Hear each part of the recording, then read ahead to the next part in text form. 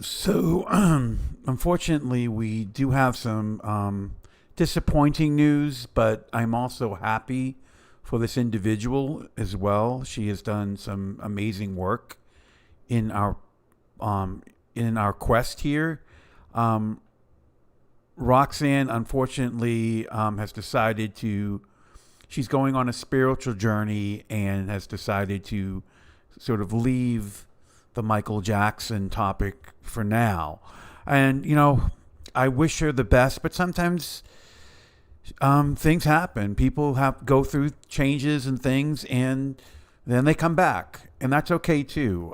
There's many times where I've been, wow, maybe I should just, decide to do something different. But it's understandable. But I'm happy if she's, my view on anything is that if she's happy, then I'm happy. I want people to be happy in their lives. And um, again, the amount of just amazing work that she has done. And she's asked me to do some live streams with her. But in many ways, I really never accepted just because I didn't want to bring her into some of the chaos that I have done, because I'm not the easiest person to listen to, and I understand that. And I think she was so good at what she did in communicating, so polished and just so relatable that I was like, I don't want to, my energy is a lot different. I don't want to ruin your energy. Sometimes that happens, but there is no doubt that, and hopefully, again, I don't want to hope things are not good for her.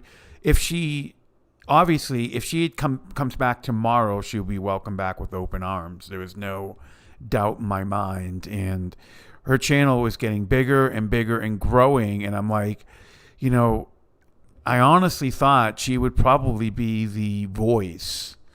What happens is you have people that will talk about the allegations and discuss it. And then you have people who are the face of the movement. And in my personal opinion, that's what I saw.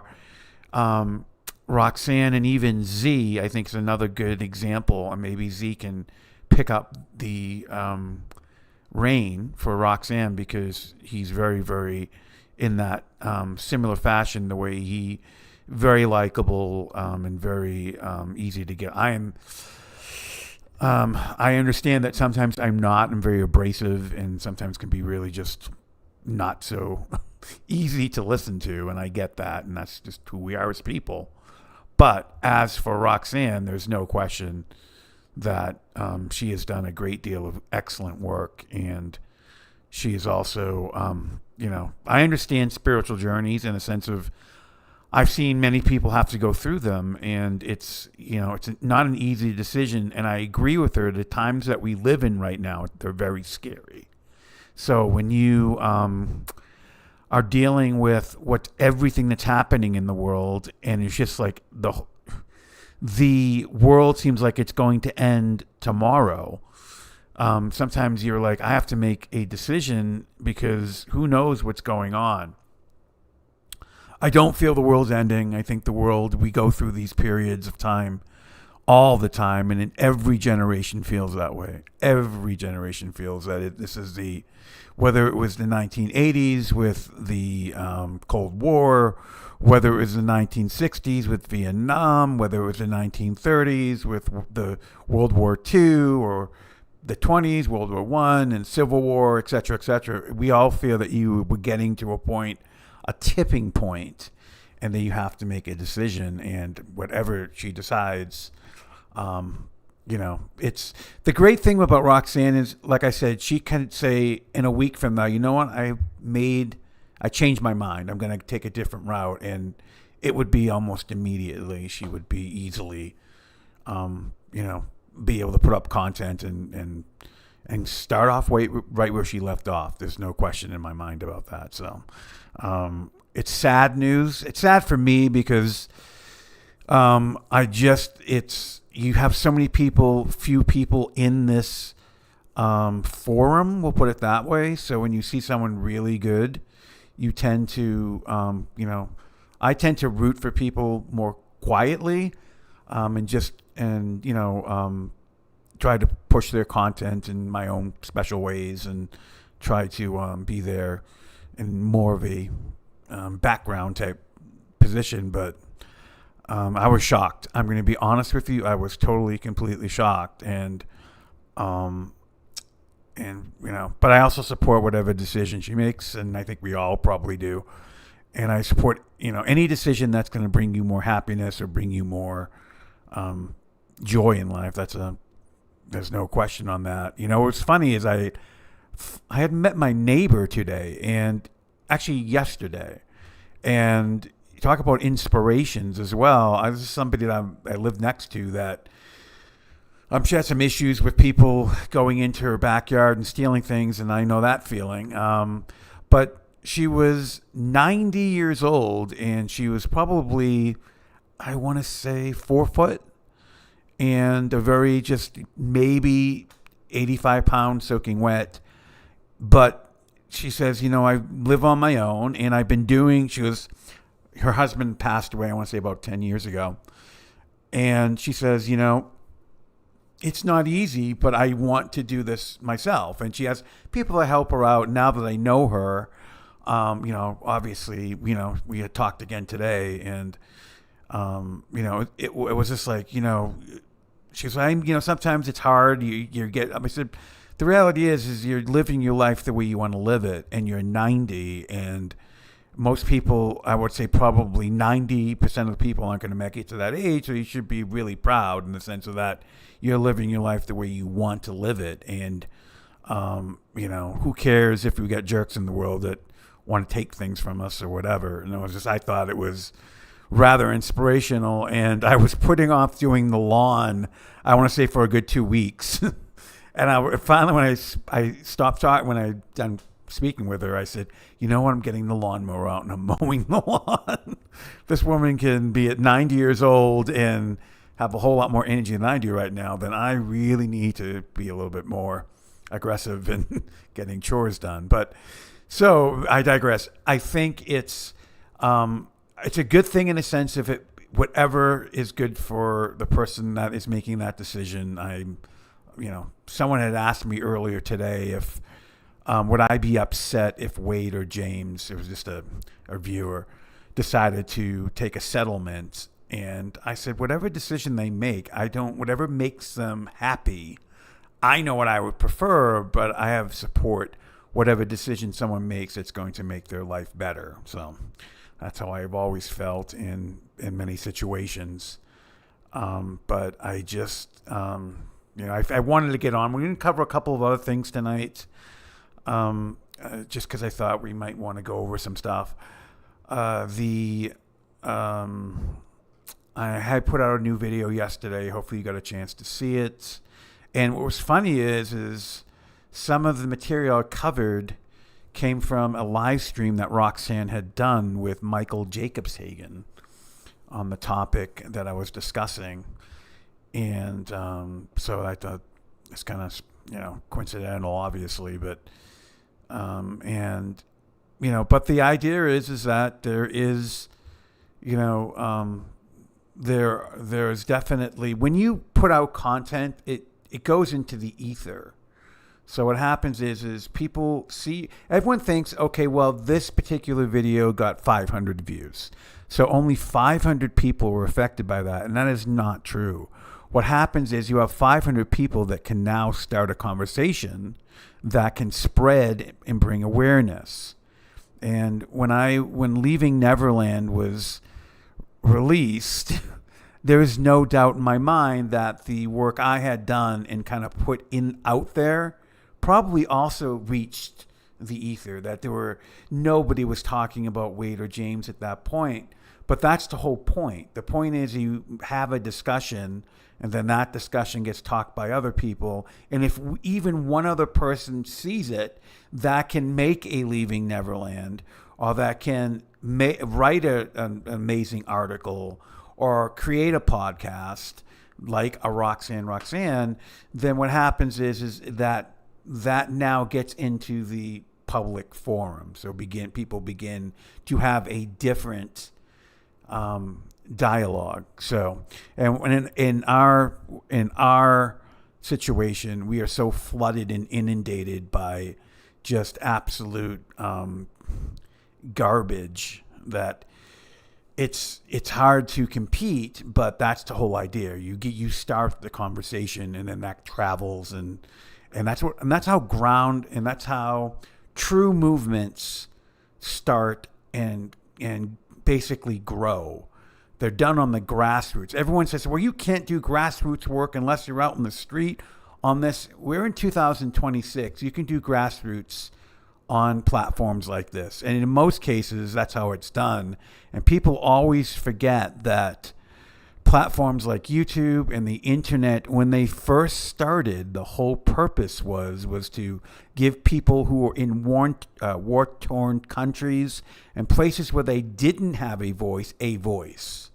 So the information that was now not being heard because they couldn't get it out there, was too much propaganda or censorship, was allowed to get out, and then people began to see the whole world in a different view, because now you have all different people discussing. So how you do how you basically do how you build things from the ground up is completely different, say, than it was during the Vietnam War days or the civil rights movements. Not to say that is that's still going to happen. Obviously, you're always going to have political protest and people getting out in the streets, and that's always a good thing. But it's changed a little bit now. But that's how we get people who are going to spread the good news and give good information out. The most important thing we have is information.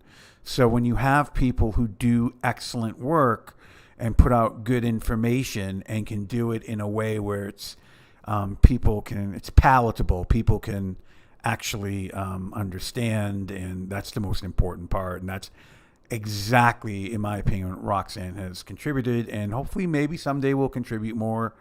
Like I said, I'm hoping that this is just I don't know. First I was hoping, well, maybe it's just a bad joke or something, or, April Fool's is over, but I don't know. I was totally shocked by this particular piece of information, and I was getting ready to watch I would say, oh, look, Roxanne's on right now. I said, I was literally sitting in my chair and had my TV set up to YouTube. So I was just really, and I said, oh, she's going to be talking about the Casios, and I was getting ready, and then all of a sudden it was just like a grenade sort of went off. But sometimes life changes happen that way, unfortunately. Sometimes they happen and they come and they, and that's, how life works. So we'll get back. We'll talk a little bit that I will be taking questions. The way I do the format, just so you know, is because it's I'm not so great at doing live streams, so a lot of times it's hard for me to go back and forth. But I will check if there's any comments or concerns. Let me see right now.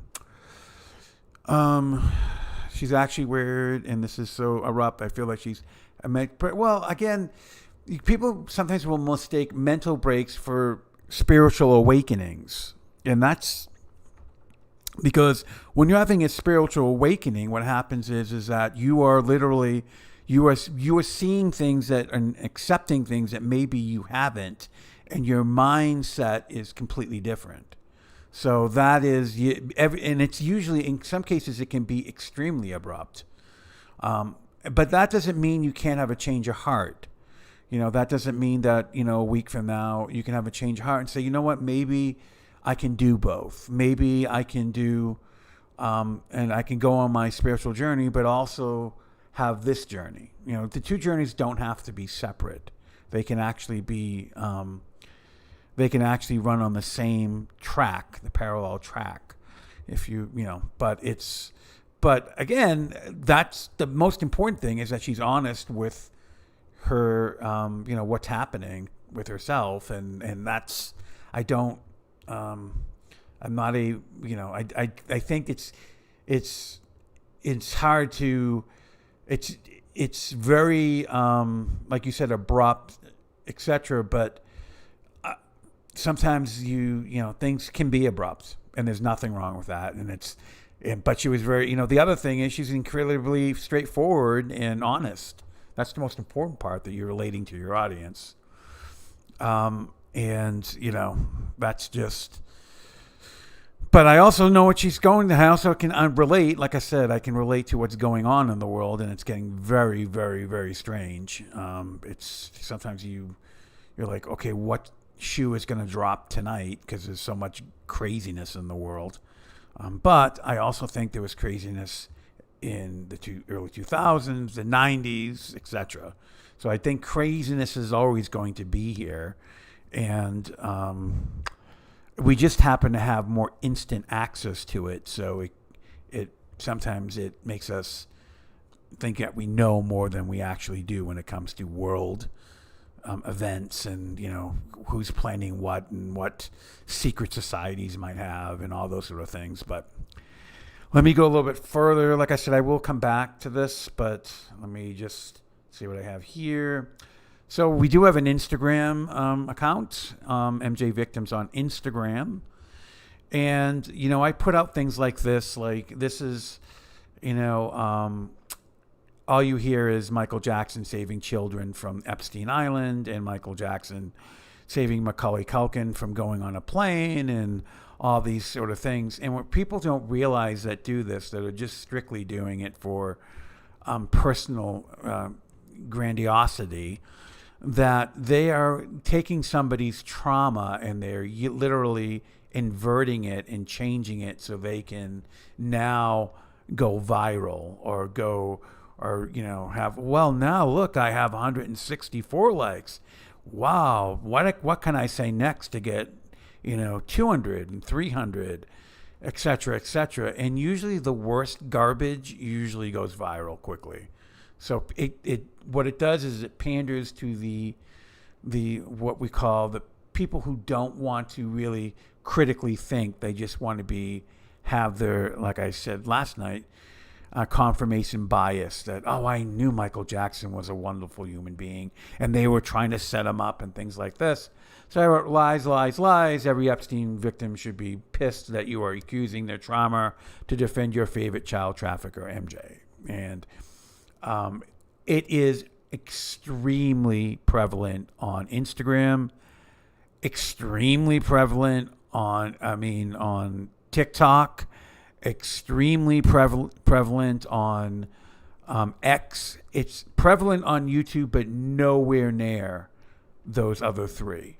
You are inundated. YouTube, because it's usually long format type videos, they have shorts and things like that, and you get it, but it's nowhere near as prevalent on those three particular platforms. So it's an uphill battle with these platforms to have people see how important to like and share things is, because you want the counter narrative put out there that no, he wasn't saving people from Epstein Island. He had his own Epstein Island called Neverland Ranch, and that ranch was pretty out of the way, and had basically its own body of land instead of body of water that surrounded it. So, but people don't understand that, and they don't understand. I'm trying to set up some interviews that maybe I always do Ed Opperman, but I'm going to see if I can get a couple of different platforms as well. So I'm trying to work on that. But this sort of thing is so difficult. The other thing that people have to realize is that in a year and a half, Taj Jackson will have let me see if I have that thing I did last night. Oh, yes. I said that Taj Jackson is redoing, I don't know if you, is this it? Yeah, he's redoing a movie, the old 80s movie, Desperately Seeking Susan, and it will be renamed Desperately Seeking Attention, starring Taj Jackson. But Taj Jackson this is going to be out in a year and a half, so you have to pre-plan and get the counter narrative already running. And hopefully there's somebody that might want to pick up on the counter narrative that understands that if this is going to, and he took money to make it, but obviously the goal for him, I'm sure, is to make money. And, his goal is, I'm going to get it on these platforms, and kind of like Square One somehow got on Amazon, which is sickening. But, I'm going to, put this out, and then eventually it will go on, because Square One started on YouTube, then it got into Amazon. I think that's his goal. I'm going to start putting it out on TikTok and some of these other social media platforms. It will hopefully snowball and then be put on the bigger platforms. And that way, when they go to purchase the rights of that, they don't have to edit. His whole goal is he doesn't want anything edited. So again, and this is my opinion, of course, but when you're writing propaganda, usually the propagandists don't want it touched. So the idea is you start a counter narrative. You start, once you get the news, it's going to be coming down the line, whether it's a year, or a year and a half, you then start planning for that. You immediately start planning, and you immediately start trying to get contacts that will maybe be able to. What has to happen is that the good news is we kind of already know what his talking points are going to be. There's going to be some surprises there as well. Certainly there's going to be, but the idea is that you use the predictable talking points to come up with the counter narrative, and interviews are done that are debunking it. And it doesn't have to, and it gets released almost immediately after his gets released or during the same time period.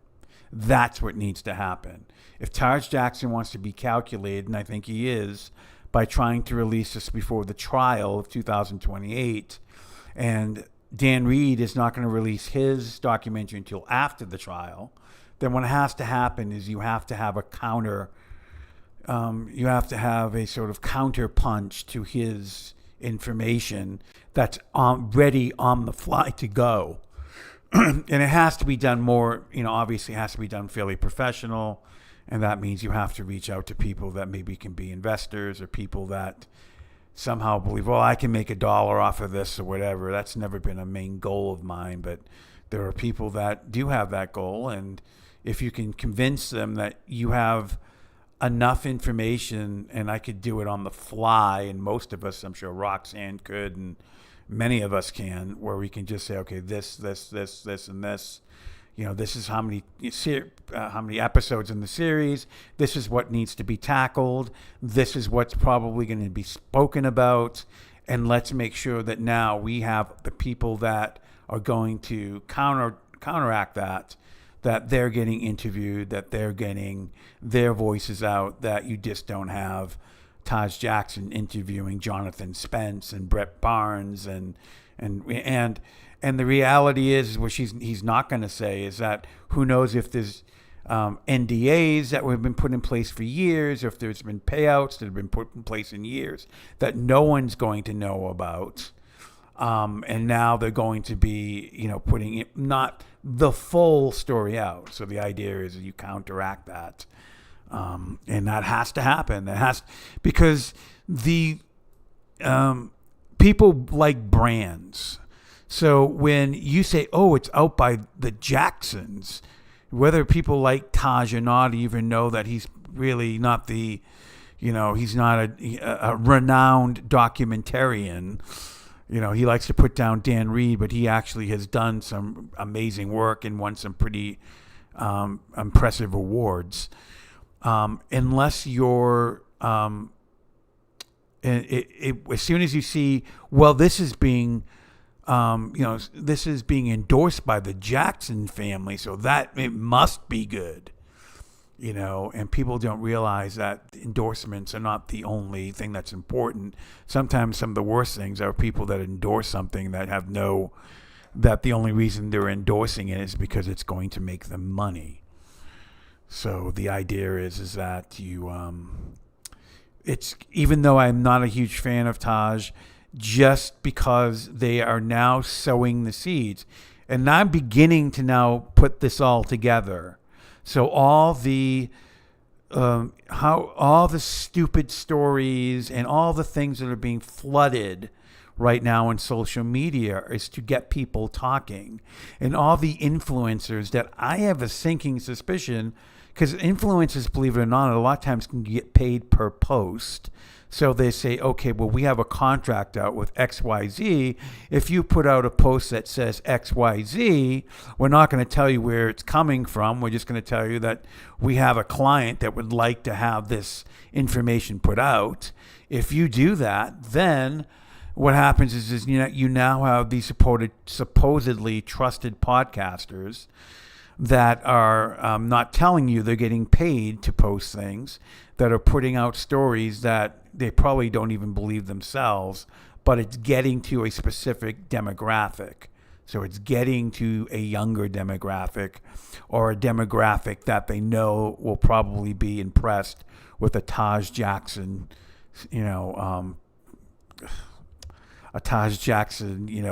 product of some sort.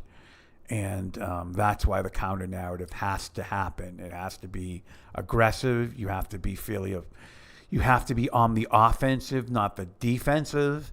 And you have to be able to have people that believe enough in what you're saying to want to have that counter story. And there's no way around it. It has to happen.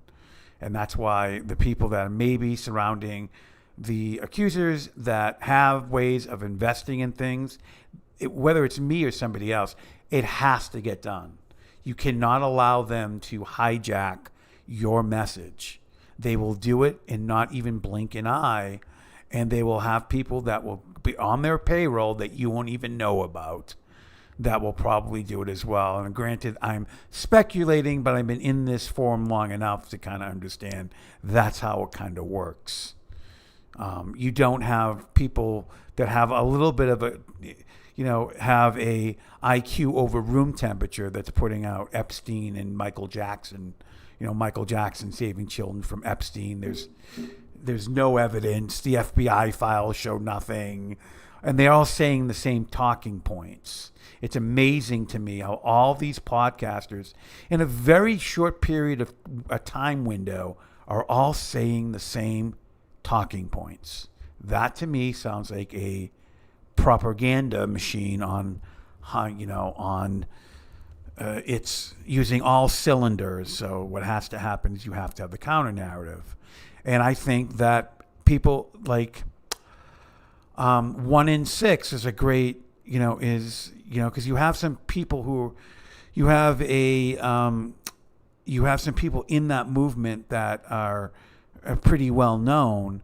So what happens is you have to work with people that can be somewhat, it's trustworthy, and you can say, well, gee, this is an advocacy group that's been around for a long time, that is,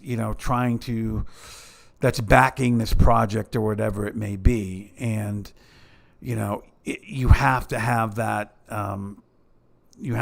voice out there. It has to happen.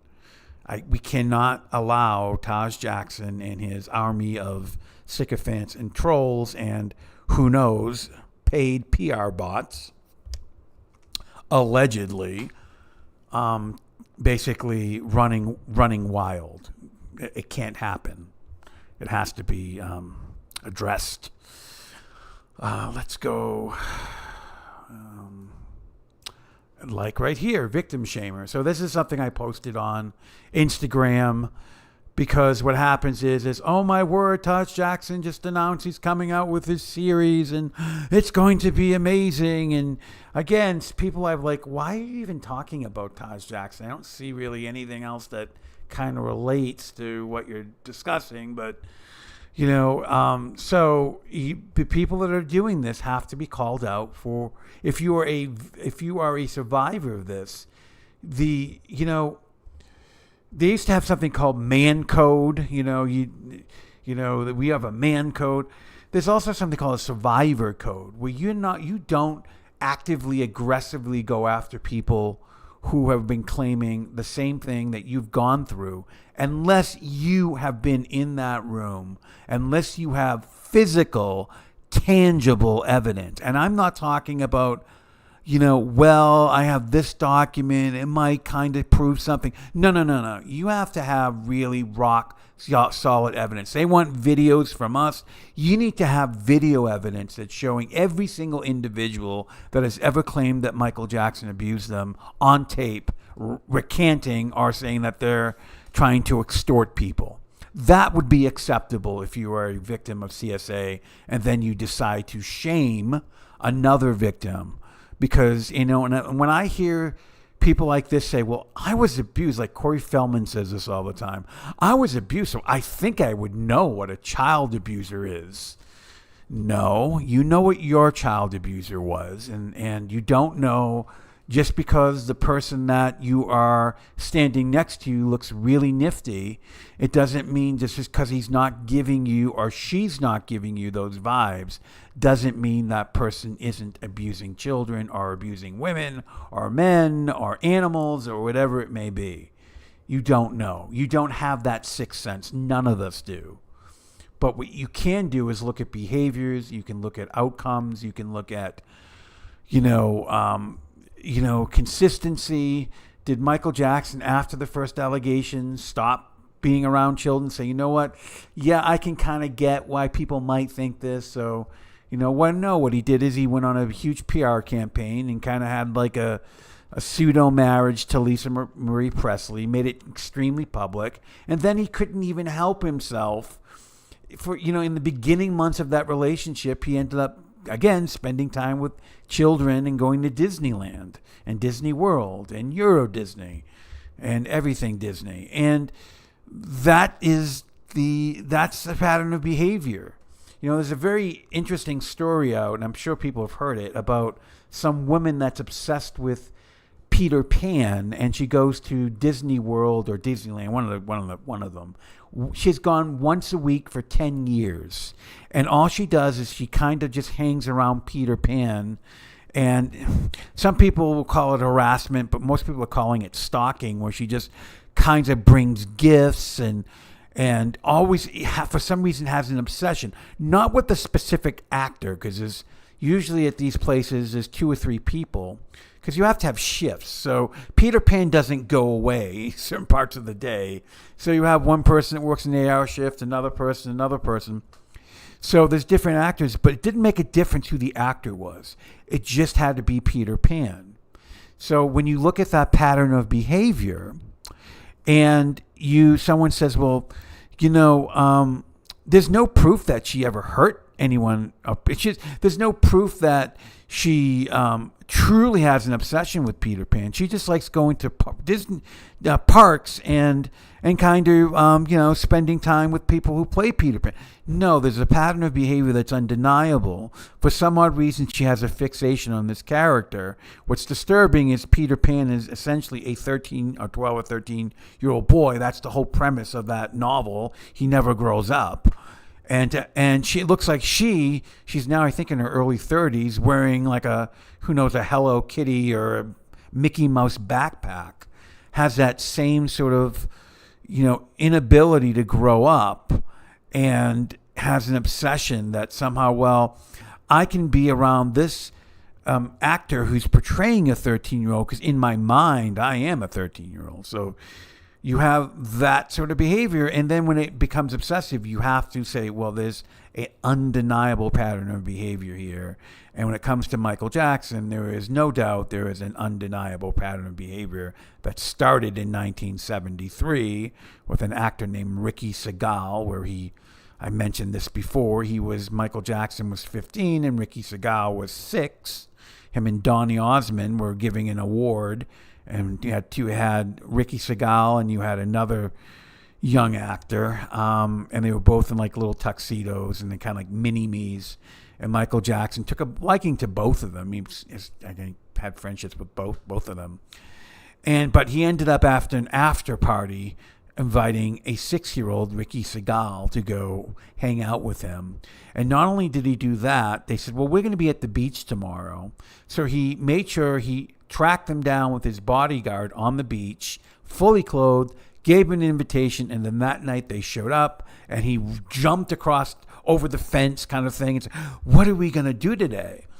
This is, again, 15 years old hanging out with a 6-year-old. At 15, nobody. At 15, the last thing you want to do is you want to babysit your younger brother or sister. You don't want to be putting yourself in a situation where you're saying, oh, well, let's hang out with a 6-year-old. So that behavior started very early, and you can track it through his whole life. And that's what's important. That's where you're getting. And the problem is that it never gets discussed. Very few. What happens is you get talking points.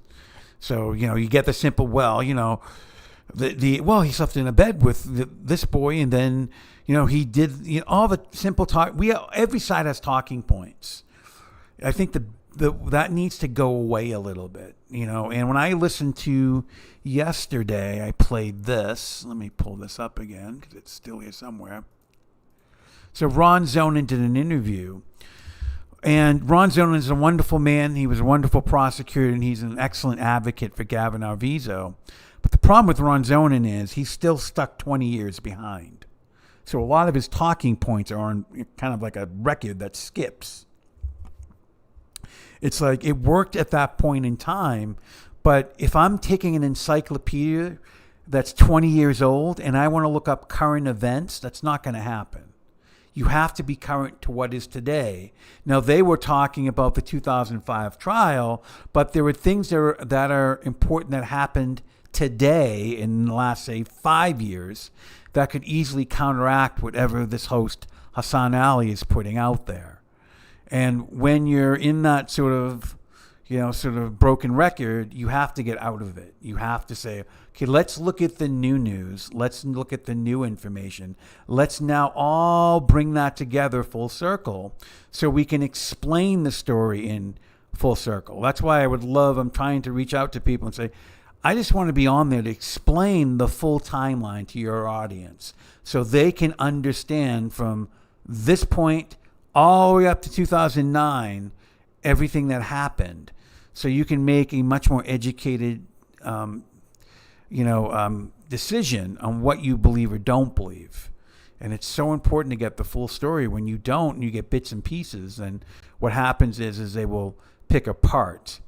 Because what happened to Ron Zonen in this interview was that this, I think, guy ambushed him, in my opinion. And he basically got most of his talking points from a gentleman named Charles Thompson. And, and essentially was just parroting what he said. And it wouldn't surprise me if Charles Thompson's feeding him in an earpiece. Again, I could be 100% wrong, but it wouldn't surprise me. It just seemed like it was. But the problem is Ron Zonen still, he's like, well, it's 20 years ago. I don't really remember as much as I used to. And the reality is, at this point in time, we have to remember. We have to get the information correct. We have to be able to contradict it immediately. It can't be any sort of hemming and hawing. There has to be, no, that's wrong. This is what happened. Here's the document you can look up. Here's a video you can look up. Here's an article you can look up. Here's a video you can look up. And you have to be able to do that almost immediately. So the person that is trying to, essentially tear down your argument they're put off guard. Like, wait a second, this person actually is actually knowledgeable and understands what they're talking about. Then that's why you have to be up to date, and it has to be done that way. But I'm going to show a little bit of that. I also talked yesterday, which I think it's so important. Let me see. About a very important story. I wanted to bring this up too. The other thing you have to be up to date on, it's not just little boys. Not just little boys. It's little girls. The more I'm looking into this, the more I'm realizing Michael Jackson, there was little girls. And someone asked me, I think it was today actually, they asked, well, the Casios, when they came forward, were they working with any other, parties to try to buy their life rights or settlements or whatever? And I said, well, actually, in their court documents, they talk about how there was another female accuser, And they, everyone thinks, oh, it must be the Jane Doe accuser. I don't think it is. The Jane Doe accuser came out in roughly 2015, 2016. Those negotiations happened in 2019, 2020. And I have a sinking suspicion the reason why the Jane Doe accuser took a step back was because there was some sort of financial arrangement. And it, probably figured, well, people are beginning to figure out who I am. The best thing to do is, sort of take this financial arrangement and move on and get on with my life. I think it might be a separate female. So we might have actually 1, 2, 3 females who were abused by Michael Jackson. That we have, a fairly good idea. We know Marie Nicole, we know Jane Doe, and I think there's another Jane Doe possibly. I think Michael Jackson was much more on the down low, and Michael Jackson also, I think, used little girls to entice little boys. If you watched my video yesterday, you saw a moment where we were talking. The 2 boys that were, I'm going to do this really quick, just because if you haven't watched it. I did a video yesterday. It was called One Camcorder, 2 Boys and a Monster. And essentially the story's been hanging around for a long time. Dylan Howard covered it. A lot of people said, well, there's no proof that this video even exists. I said, yeah, actually there kind of is, because Dylan Howard approached the people that were in the video and asked them about it. And then you had a separate sort of telling of the story by Michael Jacobs-Hagan. But more importantly, Dylan Howard went out of his way and asked the individuals who said that nothing, that they weren't abused, but they'd never denied the video. And Dylan Howard was so descriptive with the video. But part of that video was a young, I want to say he was probably, 12 maybe, year old boy, and he was with his younger brother, and Michael Jackson's filming him. And this is after a night of, again, bizarre filming where they're reenacting this. I don't know what it was. I don't know if it was Michael Jackson, production or some play. I have no idea. But it was just this one boy screaming at Michael Jackson, calling him the F word and F you and F this and F that. And then in the morning they filmed again, and now they're talking about how the boy talks about how he wants milk, and he wants milk from the grizzle, is how Dylan Howard described it, and then Michael Jacobson described it as he wants milk from the breast, or the TIT word, we'll use that actual word. And Michael Jackson's filming it, zooming in on the child's face and asking him, how do you want it? Literally prompting him, how? Say that again, kind of, so he can have it on film. It's just unreal. But so my question is they did the 3 of them watch a movie? Did the 3 of them watch? He kept on saying Jesse. I want it from Jesse, and we're thinking Jesse may be a girl. And what happened? Who's this? Is this Jesse? And I'm going to bring up a video where I talk about a guy named Jack Walls. This video, I think, is one of the most important videos I've ever done, because it shows a direct correlation between Michael Jackson and another offender that used very similar tactics. But Jack Wall would hire women of the night to service these the boys he would abuse. And he was so brazen that he would have them wear blindfolds while these women of the night were servicing these children. And if he couldn't find a prostitute, then he would pretend he would be a prostitute, wear a wig, and they would blindfold, so they just would think it was a woman, and I can go on and on. But the idea was he was using a female to entice the boys, and that could be what Michael Jackson was doing. Or Michael Jackson could just be somebody who is a bisexual predator. Who knows? Not that I even like using the word bisexual, just meaning that he abused both girls and boys. So, but this needs to be talked about more. That narrative needs to be updated. The idea is the reason why narratives stay the same is because people can easily digest it. You need to shake people up and say, guess what? Yeah, we kind of need, that was 20 years ago or 15 years ago. The narrative's changed. When Ron Zonen was being asked by Hassan Ali, he said, well, Michael Jackson, I can't believe him. I don't think he ever had a sexual encounter with an adult or anyone that was over, say, the age of 14 or 15 or whatever. And we now know, according to the Casio allegations, that he did actually have sexual relations with people who were over the age of consent. But the idea was that Michael Jackson, in many ways, he wanted things to be non-threatening and he wanted to be in control. And these particular individuals, in his mind, he could control. But that narrative, when you utilize just what you think might have been, and now facts have changed, you have to adapt your thinking. And if facts negate what you think, or say the fact, I say, okay, one of these accusers, I'm 100% or 99% sure that they were abused, and then they say, and then you find out that totally bogus, then you have to adjust that and say, I was wrong on that particular person, or etc. Because facts change, information changes, and you have to change with it. You cannot be stuck in a perpetual type loop where you're saying the same things and thinking that never changes. So, and the reality is we're finding out Michael Jackson abused males, females, and who knows, maybe even animals. Technically, physically he did, according to Jane Goodall. He actually abused the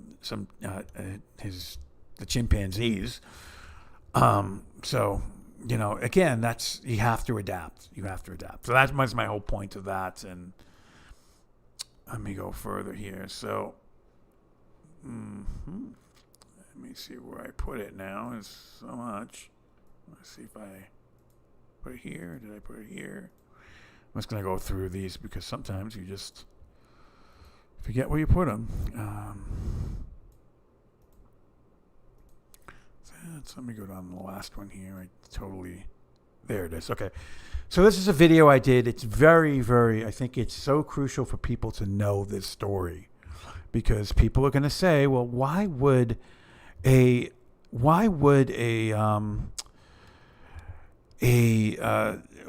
Michael Jackson want to bring weight? And this is a point that Hassan Ali brought to Ron Zonen. How could Michael Jackson be so stupid that he would have Wade Robson testify for him? How dumb could he be that he would invite somebody that he abused to go under oath and on stand and actually say things that things that are supportive of him? Well, this is another story where that happened. And the reality is, the reason why Michael Jackson did that is because you don't want loose cannons out there. You do not want people that are going to possibly, that you want to keep them close in, is what Michael Jackson wanted. You want to keep them right there so he could control them. And even if they go off the rails and you're still in contact with that person, and now you got them under oath, and now you have them boxed in. And Michael Jackson was very good at doing that. So the idea was, well, no, it's not him being stupid. It's him being very, very calculated. That's why you do it. And that's why this man here, Jack Walls, did it. So I'm going to play this video and I'm going to stop and pause. But this is, again, I think this video is so important. If you haven't seen it, I'm going to play it again. So maybe we have some new viewers. I did get some last week. I want to say I got, an extra 15 viewers or something. So again, I don't know how many people saw this. I think it's important to show it. Let me go in here real quick and interact with this. So let me make sure I got the volume up here. Let's take a look. He was 8 years old. Heath was already in the Scouts, where the family's good friend, Jack Walls, had long been a volunteer. Troop 103, that's the troop that Jack was the troop leader. Jack was so magic. You know what I'm saying? I mean, he could sit here and talk to you, and you would just think. Person. I would never say. I know you. I never thought you would. He was a wonderful person, and he was completely innocent of these horrible allegations. And you would just think the world of him. He was a good person, good man. And now we can honor his name and his legacy. Car things. Yeah. Everybody wanted to be one of Jack's boys. Do so much good in the world, and they've turned it against him. State Supreme Court judges and a federal judge. He was voted in as the Man of the Year. It's my privilege as president of NARM to add a fifth name to this distinguished list of recipients. Michael, you are truly deserving of this honor, as your efforts on behalf of so many causes around the world are an inspiration. Look at this. Man of the Year award went to Charles Jack Walls III, who cited Walls for his Boy Scout work. This is Jack Walls, the former Boy Scout troop leader, and now he is a convicted sex offender serving a life term. What we're going to be doing tonight is we're going to be looking at and comparing the Michael Jackson allegations and cases compared to this case of Jack Walls and the many boys that he abused. I think you're going to be shocked at the similarities of this case and how it really, both cases almost are like parallel cases. So what we're going to do is we're going to take a deep dive into the case of the Boy Scout leader and the allegations of Michael Jackson. This is a picture of Heath Stocks. He's one of the many victims of Jack Walls. At this point, he is a grown man. This was a picture of him as a Boy Scout. Heath Stocks' family trusted Jack Walls. He was very well respected in the community, but unfortunately, Heath Stocks could not get himself to tell his family of the abuse until really it was almost too late. And we're going to be taking a look at a video coming up here that discusses how the family and what the family thought about his Boy Scout leader, Jack Walls, and then take a look and see how it compares to how people felt about Michael Jackson. So let's take a listen. By the time he was 8 years old, Heath was already in the Scouts, where the family's good friend, Jack Walls, had long been a volunteer. Troop 103, that's the troop that Jack was the troop leader. Jack was so magic. You know what I'm saying? I mean, he could sit here and talk to you, and you'd just think the world of him. You would just think the world of him. He was a good person, good man, good scout leader. You know, Jack's from a prominent family. Everybody trusted him. When their kids got in trouble or they needed advice on how to manage them, they came to Jack. He was the savior for Heath. He was the intervention that would help Heath become what Joe and Barbara wanted him to be. That's a push car thing. Those are the push car things. Yeah. Everybody wanted to be one of Jack's boys. What we watched was a short clip of what people thought of Jack Walls before his criminal activity. So before people knew that he was actually raping children. What I'm going to show right now is a short clip of Jim Clemente discussing what people thought of Michael Jackson in general. So you can also get an idea of what people were thinking of Michael Jackson and how it compares. So let's take a listen. What I was talking about, what I'm talking about now, is not that he wasn't a wonderful person, because there are definitely people who are wonderful people who also are sexually attracted to children. And if Michael was a pedophile, he was a loving pedophile. And that's a category of offenders who literally love children.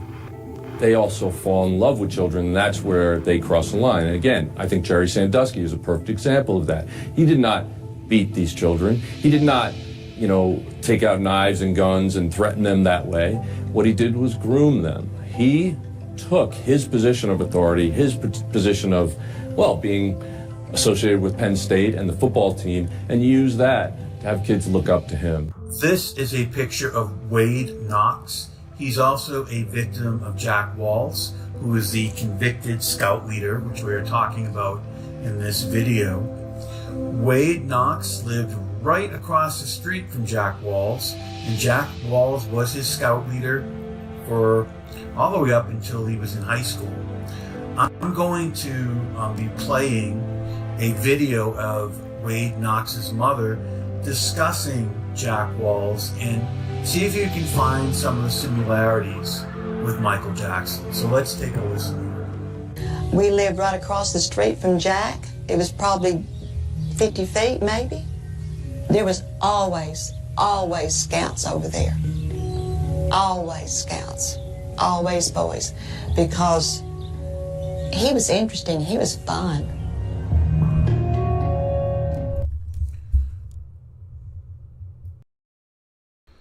I'm going to just pause it there real quick. So as you can see, there's definitely parallels to this. So he was the fun one. He had things that would attract these boys to him. He was a scout leader. He would, kind of be, let them do things that, their parents wouldn't let them do. But their parents saw Jack Walls completely different than when the children who were abused by them. So the parents got to see this amazing person that was doing amazing work with these children and putting them on the right path, but they didn't see what happened when they weren't around. So their perspective was what they saw in front of them that was presented. That isn't the perspective that these children who were abused saw. That's what's crucial, and that's the biggest argument with Michael Jackson. People saw the sort of image and the very almost outline of Michael Jackson. Unfortunately, they didn't see what happened when the door closed, and then that part of him, which was probably who he was really, came forward. And that's why I mentioned that video is so important, because that's what it does is, it shows, I'm sure the people that were the parents of these two little boys kind of felt like that woman there. That's Wade Knox's mother. They probably felt the same way, but when the door closed, I don't think they were expecting their children to be filmed by Michael Jackson and have them scream expletives and then talk about where they're getting their breast milk. I don't think that was part of the image that was in their brain. And that's how these individuals that are influencers and people who discuss this topic that are trying to hijack it, that is their cover. So we're going to talk about Michael Jackson and charity work. We're going to talk about Michael Jackson and all of his amazing musical and creative endeavors and his achievements. We're going to talk about him like this man, this is not Jack Walls, but Jack Walls, who was Man of the Year. We're going to talk about all those things that create that curtain, but what's behind the curtain, what's off stage, you're not going to see that. We're not going to discuss that. We're just going to discuss what has been pumped into your vein now since 1970 whatever. And that's going to be what you're going to get. And you won't get to look behind that curtain. You'll just get to see whatever image we're trying to put out there. That needs to be combated. That's why this story is so important to relate to the other story. And maybe the survivors of this story can maybe do a podcast with some of the survivors of Michael Jackson and bring that home. Because I can discuss it, but sometimes it's actually much more palatable if you can have these stories actually merge and people say, oh my God, now I get this. And you got it with Leaving Neverland, but sometimes you also need a cross-reference to say, yeah, okay. Yeah, this is now making sense. And even the Jerry Sandusky story, maybe all these people need to sort of have a forum where they can discuss exactly the parallels and break through what's being pushed right now. But let's go further, and you'll see some more very important parallels and some very sad, tragic ones as well.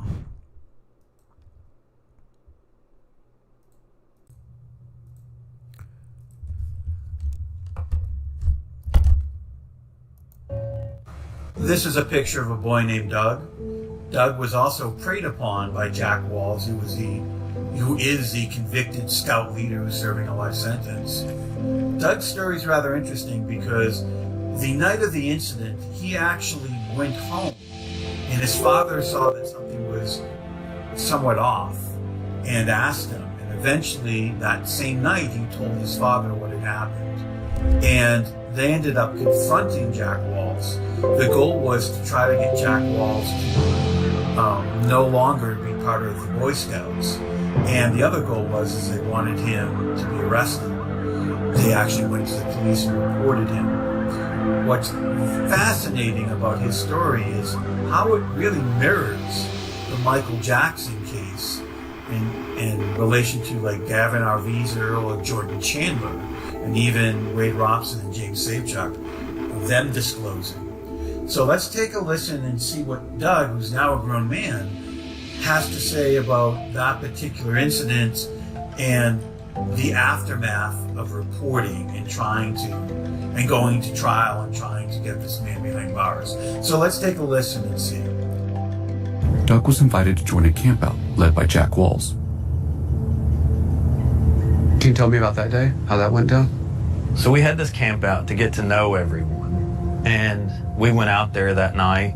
Now I'm going to 16 and I'm going as one of the leaders, scouts. I'm going to be in charge of a group of boys. I'm going to be helping Jack with that. And that's what I was there for, is to get to know the kids that I would be going with, get to know their personalities, well, supposedly. There was no organization like a normal Boy Scouting event. He offered alcohol to me at one point, wine. He did this several times that night, and he started telling boys to go to bed that night. And that struck me as odd. You're saying he had a plan? Yeah. And another boy picked up on it.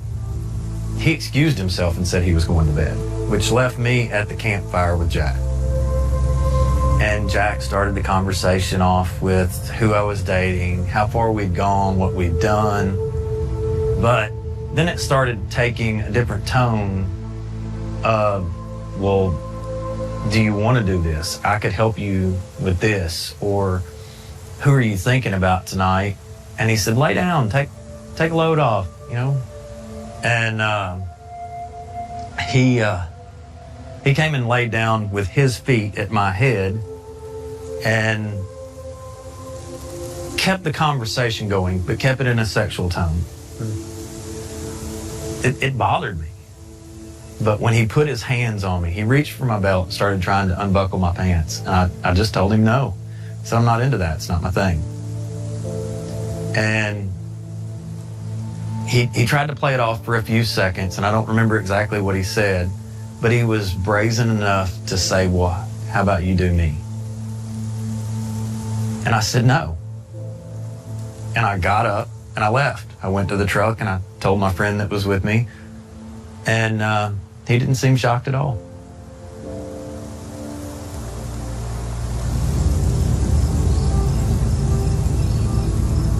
I got home and my dad noticed my attitude and my demeanor and asked me to sit down and talk to him.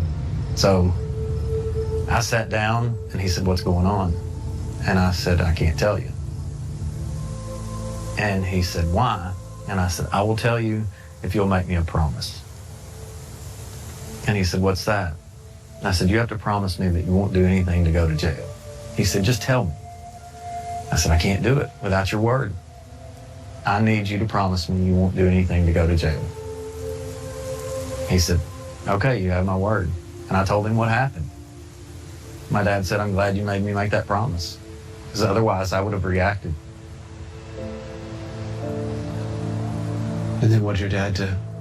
He called Jack up. He told Jack in a very colorful way that he would step down from Boy Scouts, he would resign and not have anything to do with Boy Scouts ever again, and that if he did this, he wouldn't press charges. Your dad reports him to the Boy Scouts, and he's put on the list. But then, that's not enough. He decides to press charges. So my dad went to the chief of police. We wanted a public admission of guilt. It was never about the money. After that, Jack Walsh was charged with delinquency of a minor and assault. He was put on trial in 1994. This meant the Hogans would be going up against far more than just one man. My attorney warned me that oftentimes in these type of cases that the victim is put on trial, that their character and integrity and things from their past are brought in to explain that they're not honest, that they're the bad person. And the victim is blamed for what happens instead of the perpetrator who actually did something wrong. I had people leave notes in my locker at school that knew nothing about Boy Scouts and what had gone on, that called me fag, homo, queer bait. I mean, these are boys that had nothing to do with Boy Scouts. But the stigma of what had happened, it was, at the time, abusive, but it was gay bashing. I was queer bait. You know as well as I do, from practical experience, a 13-year-old will lie much more than a 5-year-old. Well, it depends on the situation. In fact, because 11, 12, 13, they can lie repeatedly. They can, but very rarely do they lie about being sexually victimized by a man. A male victim who is victimized by a man is much less likely to say that in public or any other circumstance. You know, you've seen the John Jay study in the Catholic Church cases. I mean, the average time it took adults to come forward was 20 years, and 25% of them didn't come forward till 30 years later. It's a very, very difficult thing.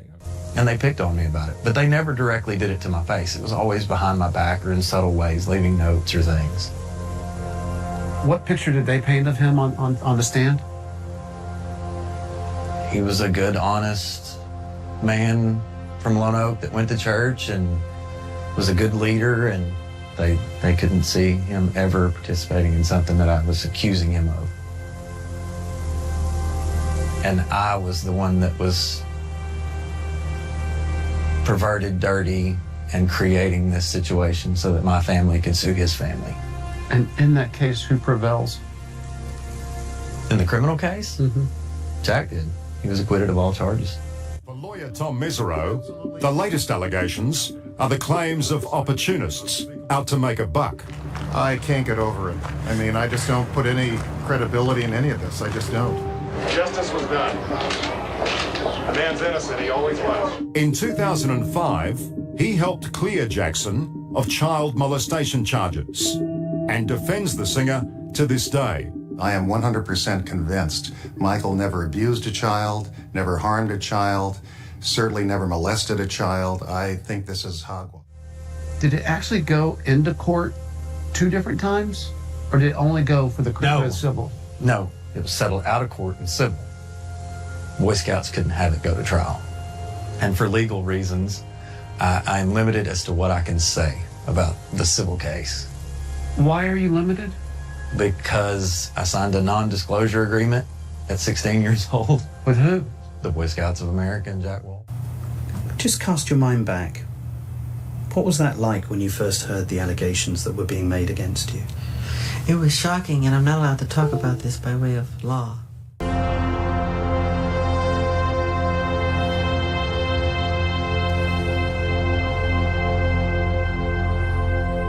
Jack Walls lost his registration with the Boy Scouts of America shortly after Doug's father reported him to the local Scout Council.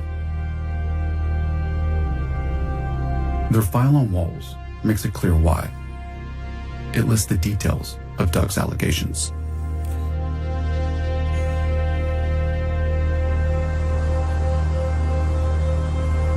The Boy Scouts became responsible the minute they knew what and who Jack was. In the company itself, because the company is what he used to facilitate his sexual abuse.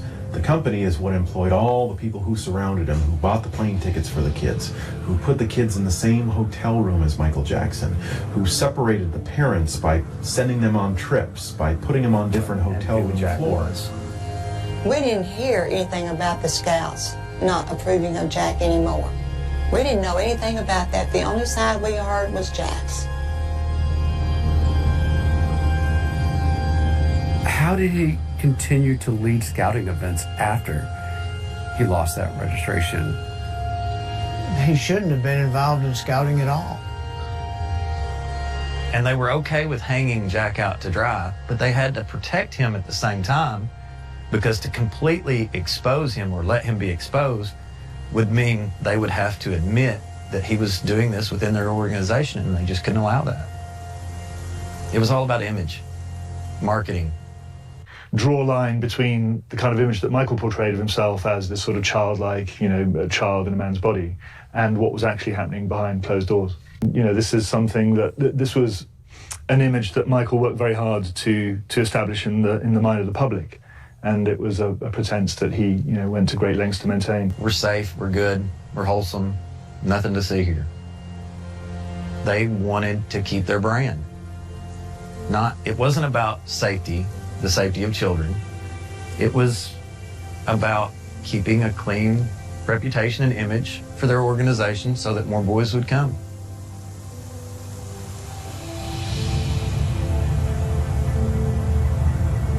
I think that case just left me disappointed that there was no justice in the world. That regardless of how much truth I told and how much I tried to expose Jack for who he really was, people are manipulative, and it's a manipulative system. Do you talk to the boy? What was his reaction? He was very discouraged. He was, as you would expect, a young 15-year-old boy who everybody in the world now knows the jury didn't believe what he said, was very discouraged. He couldn't understand it and was down. And I didn't realize the system that I was fighting. I was fighting a prominent family. I'm fighting an entire national organization. They're gonna make sure they've got a really solid story before they walk into that courtroom. Where all I had to give was the truth as a 16-year-old kid. I want to be able to speak the truth as loud as I had to speak the lie for so long.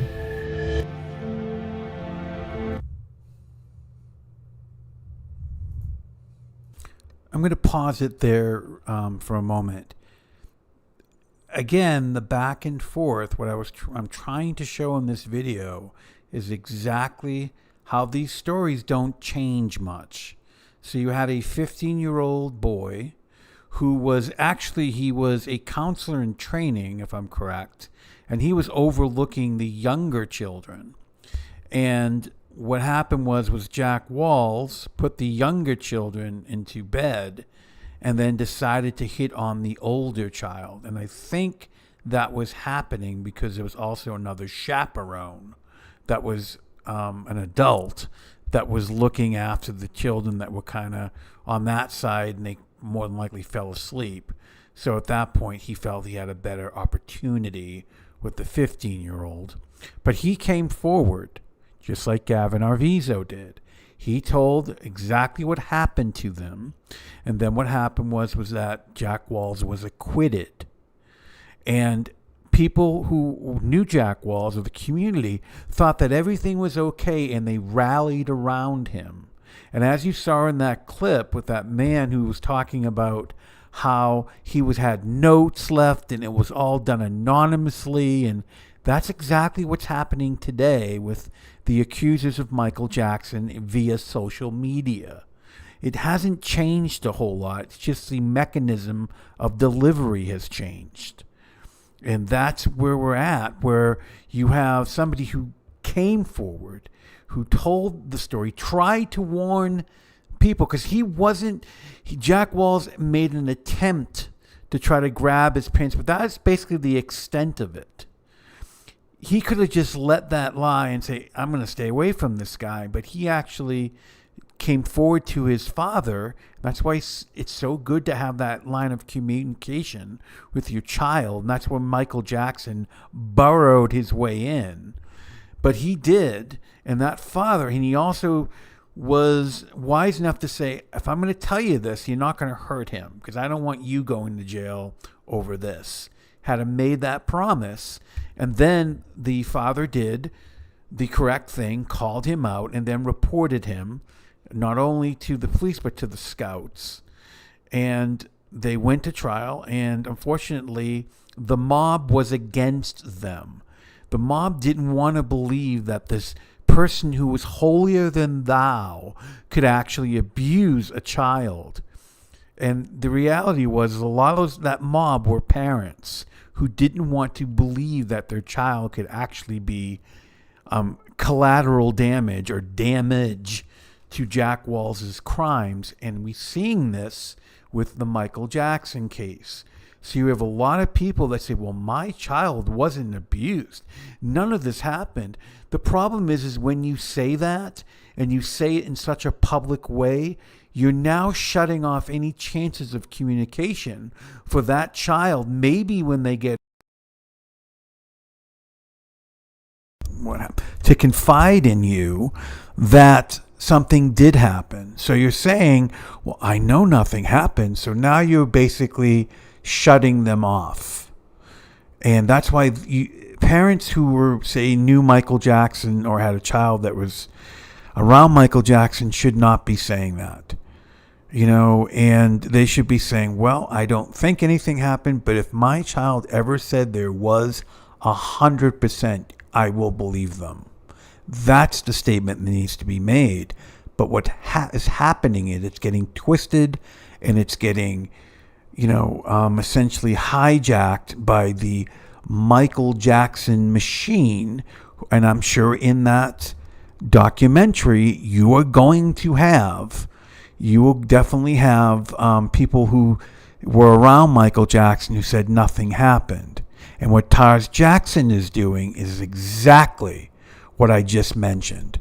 He is putting a stopper on that. So if any time at that point in time, if that individual, and I'm using this person as an example, I'm not saying he was, but I'm using it as an example.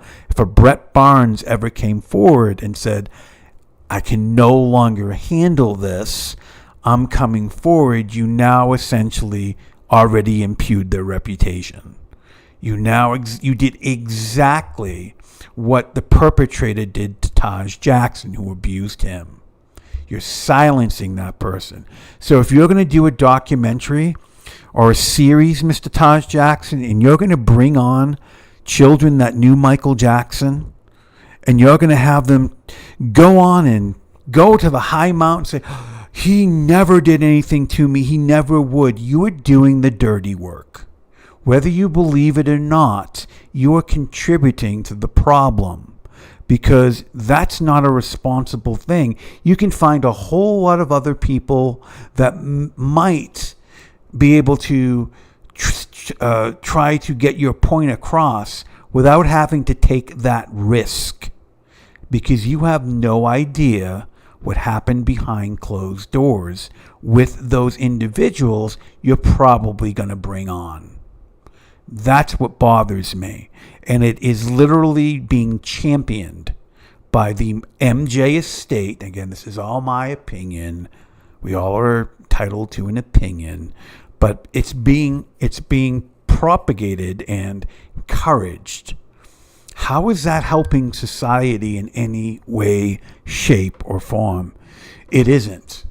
It's doing the exact opposite. You're helping perpetrators to get away, and I'm showing you in this video. So this young man comes forward, we just talked about. He then gets harassed, bullied, intimidated, called a liar, etc.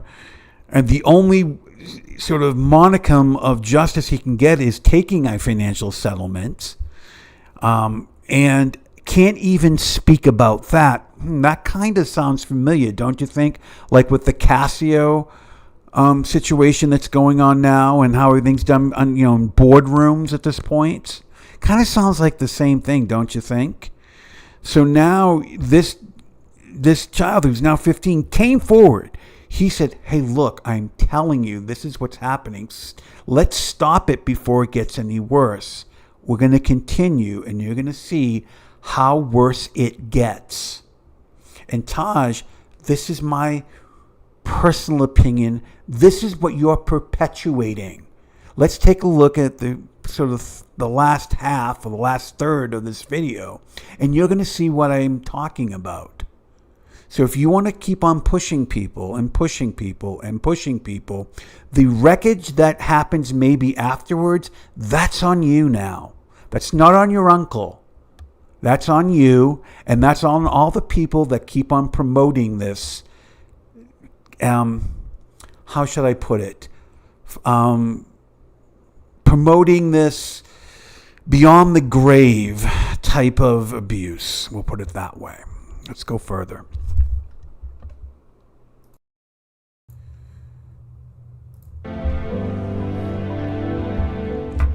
So in the beginning of this video, I introduced you to two of the victims of Jack Walls, the convicted scout leader.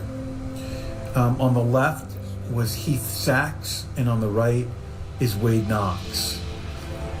I'm going to be showing a clip discussing something, again, another similarity between the Michael Jackson allegations and what happened with these two victims.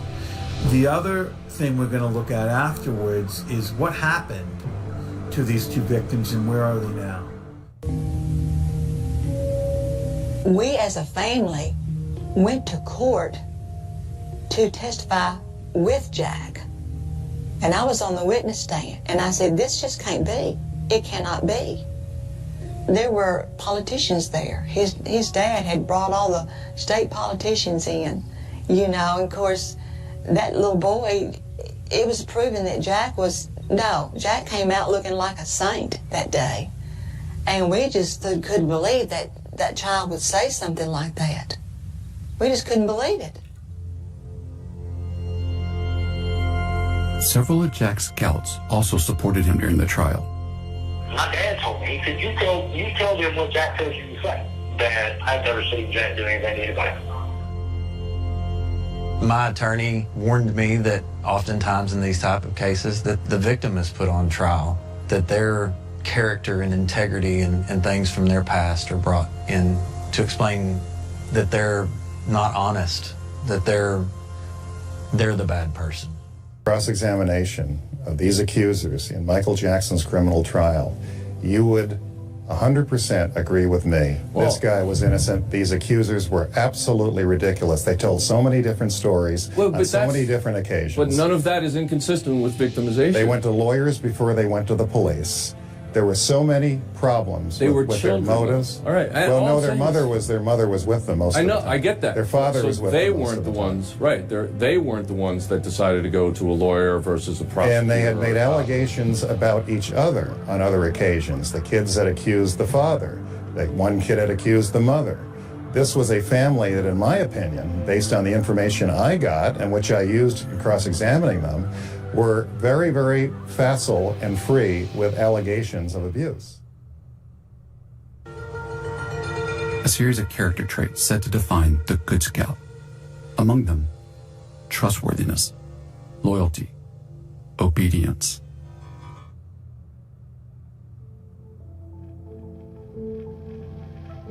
So what happened to the first victim we discussed in this video, Heath Stocks? Let's take a look. County Courthouse. Jack Walls was sentenced to life in prison on 6 counts of raping a minor, including Wade Knox and Heath Stocks, who was brought to Lone Oak for the verdict. I'm just glad that they put him away for the rest of his life, so he won't have a chance to do this to another child. Despite losing his registration with the Boy Scouts of America, Jack Walls went to Philmont in 1993, something he later admitted to under questioning. He signed in as Heath Stocks' father, Joe. My brother lets him go to Philmont on his name. It'll let Jack take his place because, Jack must have been doing good things for those boys. I'm going to support Jack. And he wasn't even supposed to be there, Jack Walls. But he continued doing the same things right here that he had been doing and never stopped. He just did it under another name. But at his sentencing, the judge told Jack Walls that Heath Stocks was his finest creation and that he became what he taught him to be. In the very least, he said, Jack Walls is indirectly responsible for the deaths of Joe, Barbara, and Heather Stocks. I interviewed Heath on all the sexual abuse that was going on. This is some important information when you're sentencing somebody for 3 counts of murder and wondering what happened. It never got out. Who stands to lose the most? Jack Walls stands to lose the most, not Heath. And I have no doubt that Jack forced Heath through manipulation to kill his parents or else. Whether Jack was physically present in the room, I do not know. That's between Jack, Heath, and God. But he was definitely in control of the situation. Every scout we talked to said, Jack said, if you can't fix it, you kill it. So his motive was, to teach them to kill for him. Hearing 50 stories about what Jack did to them or they saw Jack do to other people was reliable enough information to know that he was a rapist and a killer. So Heath Stocks was so traumatized about what happened to him, and he was so conditioned by Jack Walls, the scout leader, that when he finally told some members of his family, he felt guilty and went back to his abuser, Jack Walls, and let him know what he did. And Jack Walls convinced him that the only way out of this was to go back and to kill his family, that they now knew, and there was no other way out. And eventually that's exactly what he did. And what it shows is, again, the manipulation and the control that these abusers can have on their victims. So the next question we have to answer is, what happened to Wade Knox after the abuse? So let's find out.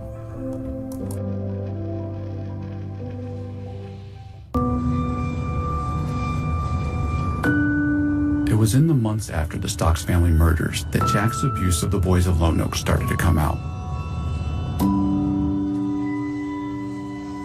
Wade's senior year, he fell completely apart. I mean, he absolutely fell completely apart. I saw pain, a lot of pain in Wade's eyes, a lot of pain.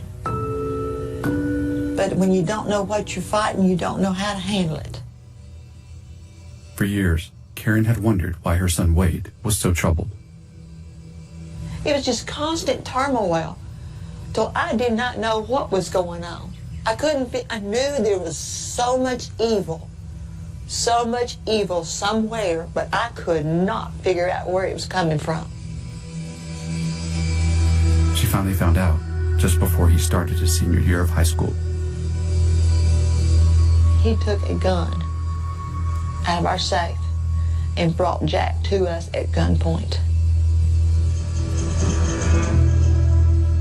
He still had the gun to what Jack's had, and he said, now you tell my mom and my dad what you've done to me all my life. And Jack said it's all true.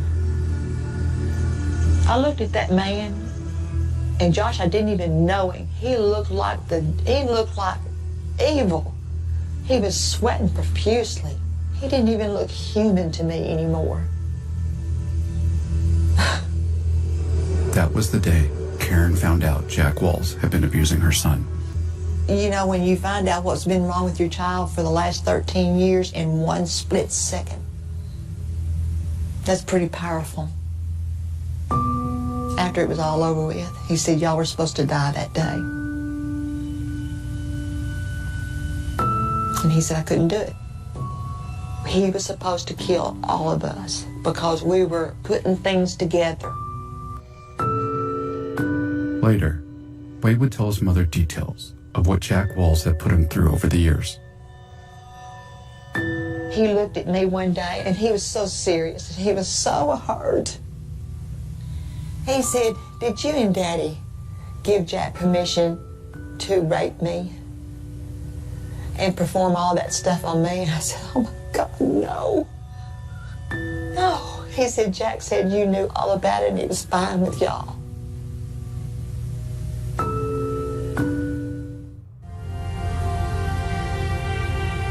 What happened to Wade? My daughter had a baby, and it was my spring break. It was in March. And she wanted us to come up and keep the baby one day for her. So we did. And Wade said, don't worry about it. He was good then. And he said, don't worry about me. I will be okay.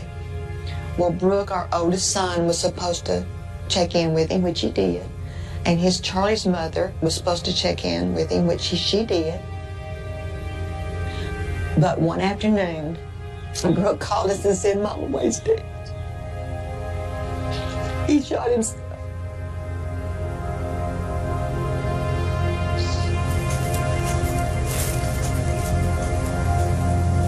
Right before he died, he said, Mom, we have got to make something good come out of this. He said, we've got to write a book, we've got to go to the schools and tell them about people like Jack. And he never lived to do it. We're looking for financial. Well, what it's about was I was trying to figure out, a desire started arising in me once I was, I don't know, maybe about 9 months or so into my healing process after disclosing. Well, the question was, what could I do something good with this bad? You know, with this horrible thing that happened to me? What could I do that could maybe turn it into something good?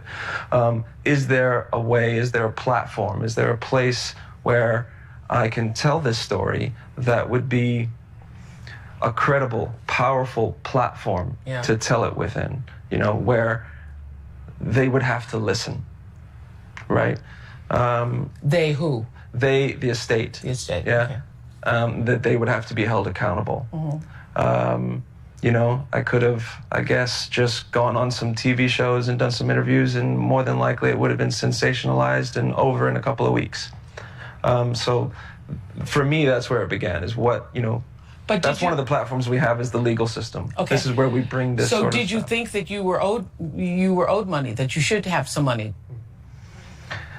It wasn't a thought of mine. It isn't a thought of mine. It's just that that's the system. The legal system is the place where, in what other scenario was the estate, was Michael's companies going to have to listen, going to have to sit there?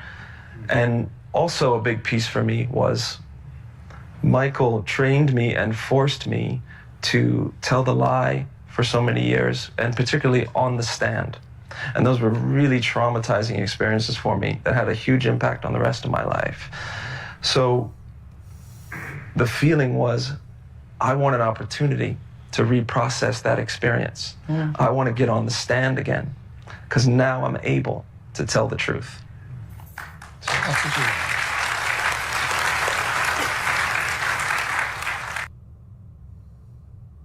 So what are my feelings on this particular episode?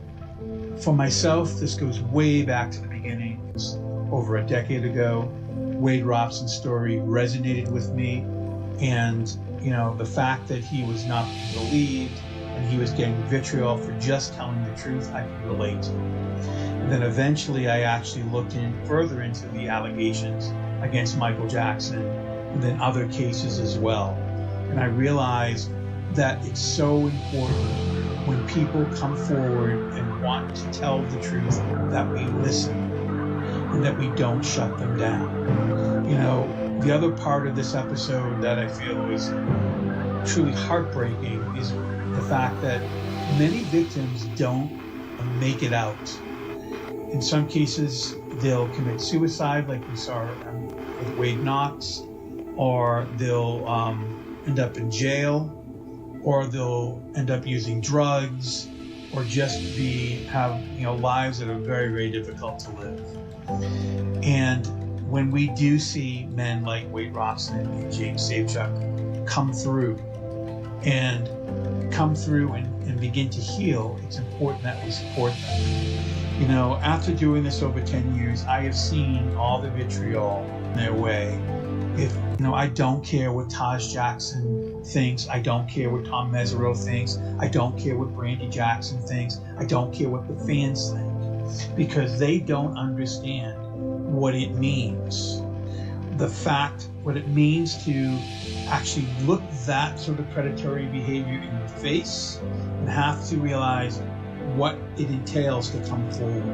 And the people that have had that happen and still don't understand it, maybe really need to look down deep inside and begin to recalibrate their thought process.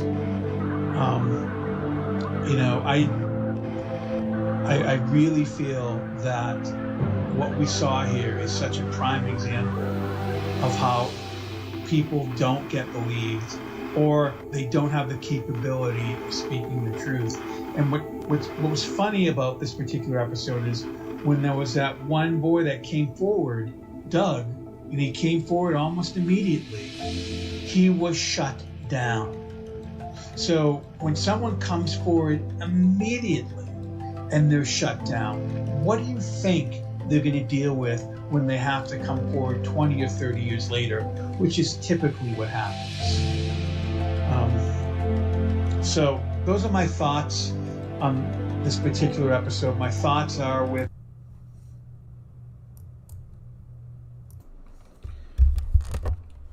So, as we just saw in that last third of this particular episode, is exactly what can happen.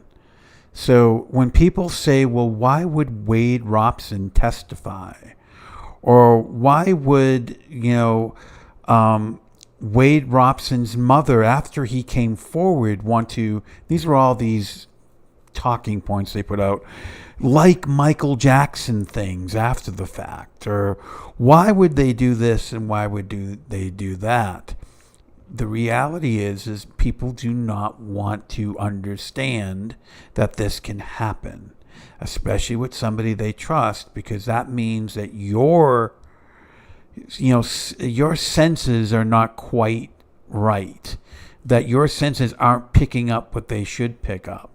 When you heard Wade Knox's mother, who said that she testified in the court and that she couldn't see how he could do such a thing, and this other boy there's something just not right, this could never happen. Or when you see Heath Stocks, and that's the boy who became a man and he actually ended up killing his family, that the father was even pushing him to testify and saying, you need to stand up for him. I'm standing with I'm standing with Jack Walls, the Boy Scout leader. When that happens, you take a risk. And that's what my message for the people like Taj and Brandy and all these people that seem to think that they can over-intellectualize abuse. That you're taking that risk of perpetuating this particular scourge for continuing. When you have because Heath Stocks wasn't a child when he murdered his family. The part of that story that's really concerning is Heath Stocks had got out of the house. He was in college. I think he was in his second year. He might have been a sophomore. So he might have been around 19, 20. I think he was about 20, actually. And he came back.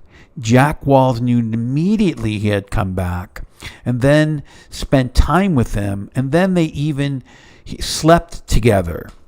And again, 20 years old, this is still happening because that's what felt comfortable to Heath. And with Heath, that was his safe space because he had a very tumultuous relationship with his father. And his father was always, pushing him and things like that. So Jack Walls, just like Michael Jackson, was the safe space. So he went back to the safe space to get some of that confirmation that he was a okay person. And sometimes people don't realize, your parents are not trying to bring you down, but are trying to set you up so you don't have such a difficult life, and that can be misinterpreted. Or sometimes it's just abuse. You just have parents that are just not good parents. In this case, I think it might have been a little bit of both. But he went back, and then Heath Stocks convinced him not only to go and testify, but to take a gun and shoot his own family. So if a person's willing to do that, do you really think it's that difficult to convince them to go on a stand, or to go on a series that Taj Jackson is producing, or to try to protect your mother or father so they don't know? Do you really think it's that difficult? And then you have Wade Knox, who is related to Jack Walls.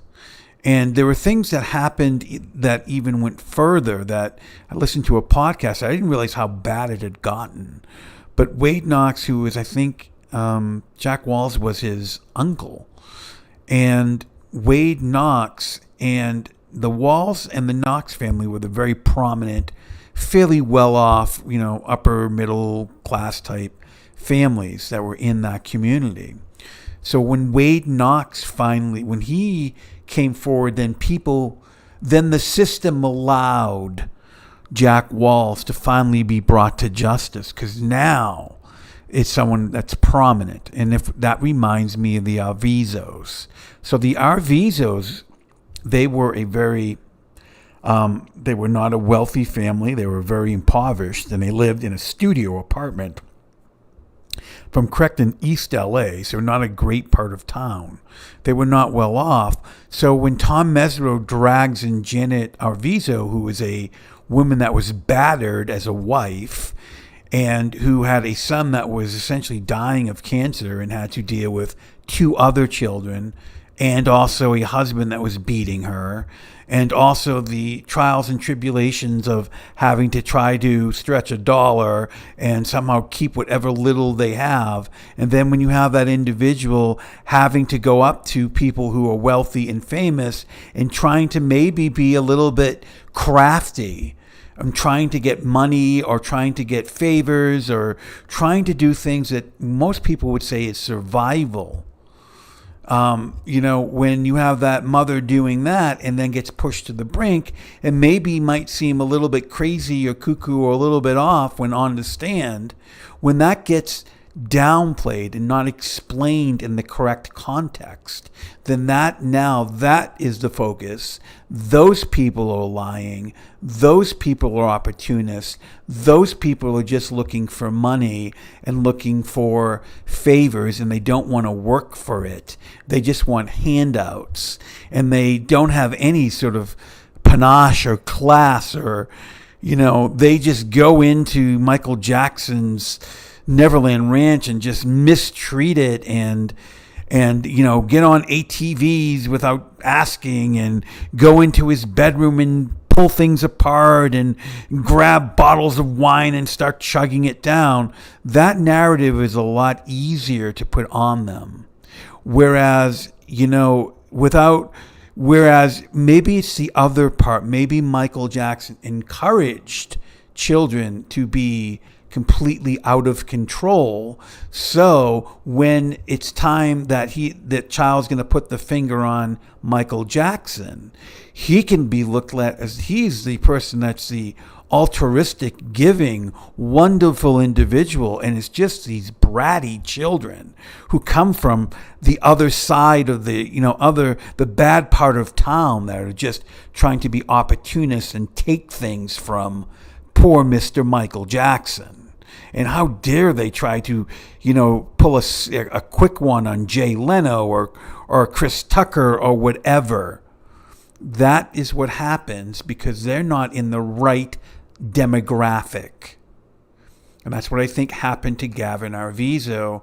And now it's happening with these other accusers, Wade Robson, James Safechuck, the Cassios, Jane Doe, Jordan Chandler, Jason Francia, all these other individuals. Now you're going to use that same game plan to cast dispersions on them, take the emphasis off what's really important and put it back on them. It's not Michael Jackson that made bad decisions. It's the parents. It's not Michael Jackson that was looking for anything of substance. It's these individuals that took money for them and had houses bought and cars and all trips and luxuries. They're the bad people, not the man that essentially created the system, the ecosystem where all this happens, that he can now take a step back and say, I had nothing to do with this. I'm this just innocent little child that somehow was being taken advantage of. That's what also happened with Jack Walls. He wasn't to blame. It was that 15-year-old Doug child, that teenager, that troublemaker that wanted to say awful things about Jack Walls. He was a responsible Boy Scout leader. And then when you have Wade Knox get to the point where he has to bring literally Jack Walls at gunpoint to say, yeah, you know what? Yeah, it actually happened. That's what it took. See, the Michael Jackson got away fairly easy because he didn't, I'm not saying this literally, but he didn't literally or even figuratively have a gun at his head. What he had was he had a lot of enablers, a lot of people who could excuse his behavior, a lot of people that would essentially either cover or cast aspersions on anybody that dared to question his integrity. And so Wade Knox got to the point where he actually did that. And did Wade Knox get to live his life out? No, because the collateral and carnage that was created by Jack Walls continued. That's why I say when people say there is no such thing as monetary damage for sexual abuse of a child, that is ludicrous. That is a lifelong injury that could destroy your life. And it might be pretty quick, like what happened to Wade Knox, or it could take decades and decades and decades. And the important thing is now Michael Jackson's no longer around. But the machine that ran all these mechanisms that created this environment still is. And that machine is going to do whatever it needs to take to make sure it stays intact. If that means helping Taj Jackson with a series that he's going to put out. If that means there's going to be paid influencers to keep the banner going and try to question anyone that dares to question Michael Jackson, that will happen. If that means having to put out a $250 million actually biopic and try to get people to forget all the important parts, that's going to happen. If that means like what Jafar Jackson recently talked about, how they're going to address the Michael Jackson allegations, and they're going to tell it from his side. that's going to happen. And if anyone says, well, the other side has been talked about, no, it hasn't. Leaving Neverland was probably the last time, and probably one of the first and last times it actually got seriously discussed. And then after that, the rest of it is, unfortunately, been hijacked. And I'm not talking hijacked by the victims. I'm talking about hijacked by the social media mechanism that's there to distort it and essentially pervert it, because that's what it does. So does it need to get to the point where you have these accusers now having to go through this nth degree? You're creating this collateral damage, Taj Jackson, Brandy Jackson, the Jackson family. And the only hope I have is there's people maybe within that family, maybe like a Paris Jackson or Latoya Jackson, that can see this, don't want to use a cliche, but the train going down the track, and can stop it and pull that emergency lever so it doesn't get to the point where we're talking about what happened with Jack Walls. Jack Walls, you have a man that's in prison for the rest of his life because he wasn't able. See, what happened was they blocked out when he actually had to defend himself for the murder of his family, he wasn't allowed to talk about any of the abuse. That wasn't allowed in the court. So they just saw a angry 20-year-old that took a shotgun and shot his family. So, and part of that was to protect Jack Walls. That was, again, the mechanism. So when Heath Stocks then has to finally take it into his own hands to get the truth to finally come forward, he then has to take all of that burden and put it on himself. And what happened with Heath is pretty, it's even worse. And I might, like I said, cover this in another, maybe a part 2 to this, because I listened to a podcast and went really, really deep on this particular, and there's so many points that weren't covered that we're going to probably discuss later on. But it got really bad, even worse than what we're seeing here. It really, really was sickening, disturbing, grotesque. I can't give enough words to describe it. But that's what happened. And now we're dealing with a situation where you have two competing forces. You have a trial in 2028 and hopefully a documentary from Dan Reed to kind of sort of that part 3. And then you have a series that's going to happen before with possibly another mega $1 million Lionsgate-backed entity that's also going to be coming forward. And those two things are going to collide. And the problem is that you're dealing with a semi-truck and a hatchback. The hatchback, unfortunately, are the accusers and the victims. That story, and then the semi-truck is the Michael Jackson estate and that whole entity. What needs to happen is we need to build up and make that hatchback also a semi-truck or a tank, because that's what you're going to need to get through this total apparatus to get people to understand. It is a constant job. It never goes away. It never stops. It doesn't care about holidays. It doesn't care about news cycles. It doesn't care about anything. The Michael Jackson machine only cares about its survival. And that survival is what is the most important thing, because the people who are running that, driving that Mack truck, understand that if the fuel goes away, then their mechanism also goes with it. And that's why I keep on saying the idea that the monetary benefit is not important. It is. Because that is the fuel that runs that mechanism that needs to be drained dry.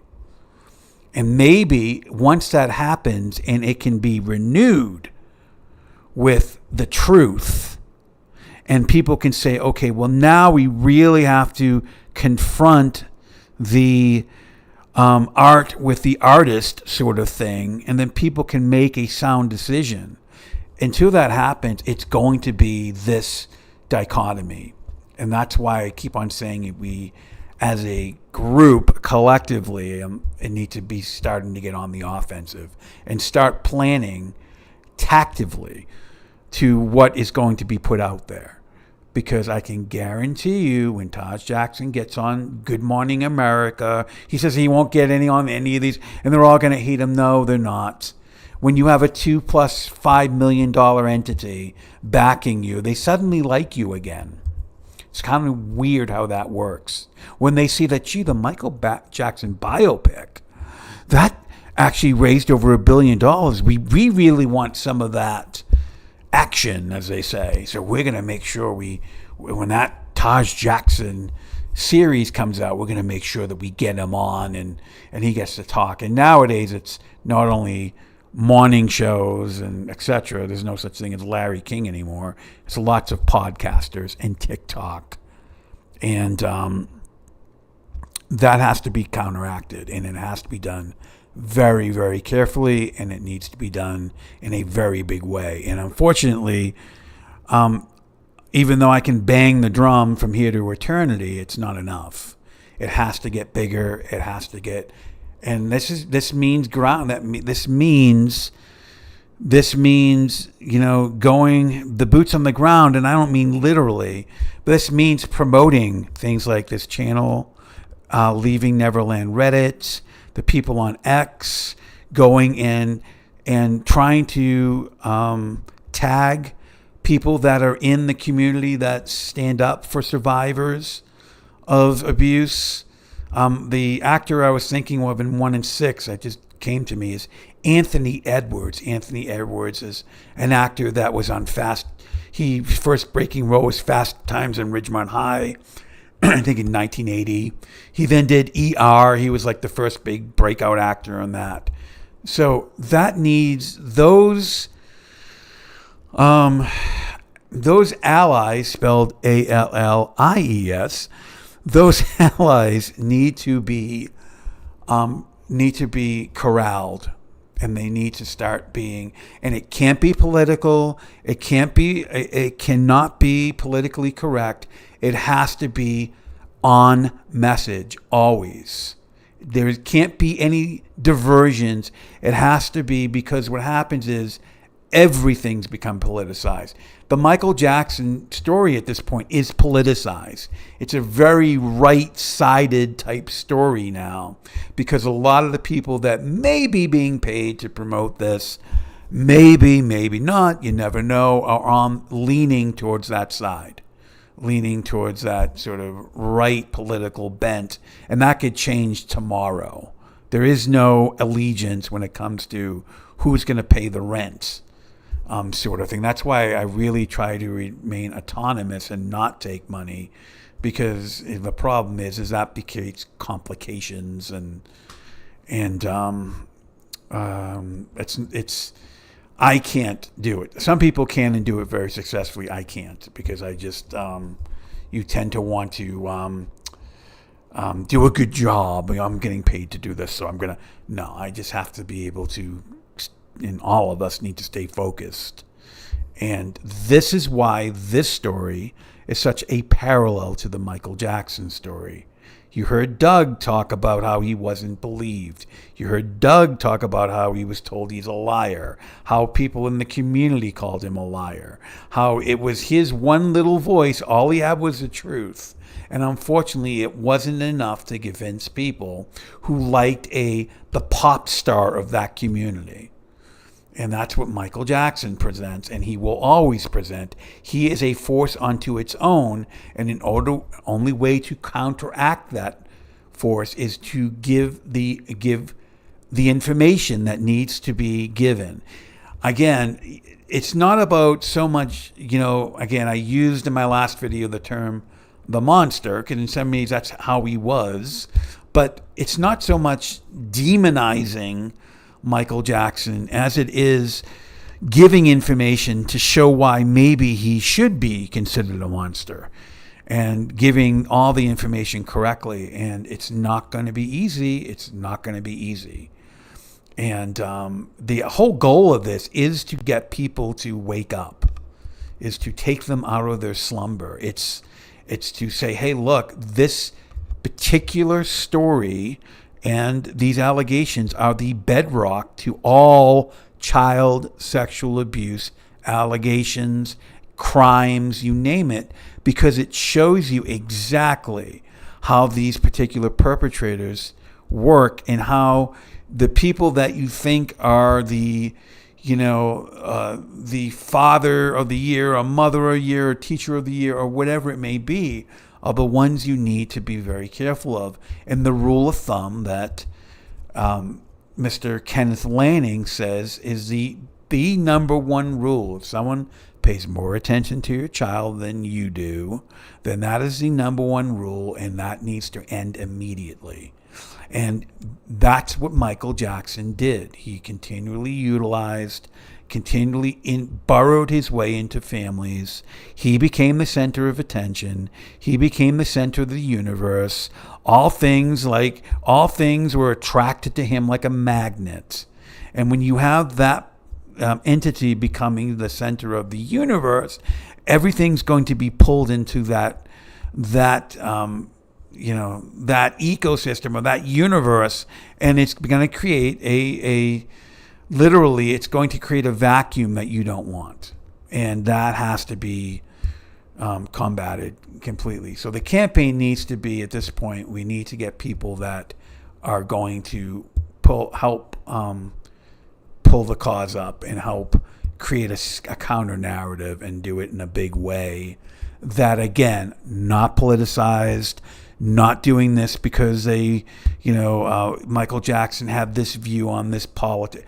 It's all about, we're here to support people who say that they were abused and who want to get the story correct. That has to be the narrative. It's kind of sad. It's sad because we were just talking about the beginning of the show, which is Roxanne Roxanne. There's so few people that want to take up this banner, because it's one that it is a constant daily grind. You have to constantly be looking for news, constantly be counteracting it. Like I mentioned before, Jafar Jackson, that's talking about, well, they're going to be addressing these allegations, and I think that's important. We need to address them. And when you have a campaign, maybe run by an Anthony Edwards or run by pretty big groups, kind of like what the Me Too movement was. When you have big names saying, we have had enough, and we're going to ask Lionsgate, why are you supporting this? And if there's any mention of these particular accusers, or we call victims, because that's what they are, being called liars, then you need to take back out of this immediately. You are now becoming part of the problem that's propagating abuse. You do not want to be part of this. You want to say, hey, look, if you want to do another greatest hits album with Michael Jackson, that's fine, but we're not going to sit there and allow you to, create this mudslinging to people that it's going to be more likely than not, and that were abused. That can't happen, and so then that puts the estate on the offensive. Then the news hits. Well, Lionsgate's backing out. Why are they backing out? Well, because of XYZ, and that starts the conversation, and then you can have counter points put out there, and then they have to hunt for a new distributor and maybe a new director. So that's how it happens. The idea is not to cancel the product. The idea is to question those who are providing the product. That has to happen. There's no other way around it, unfortunately.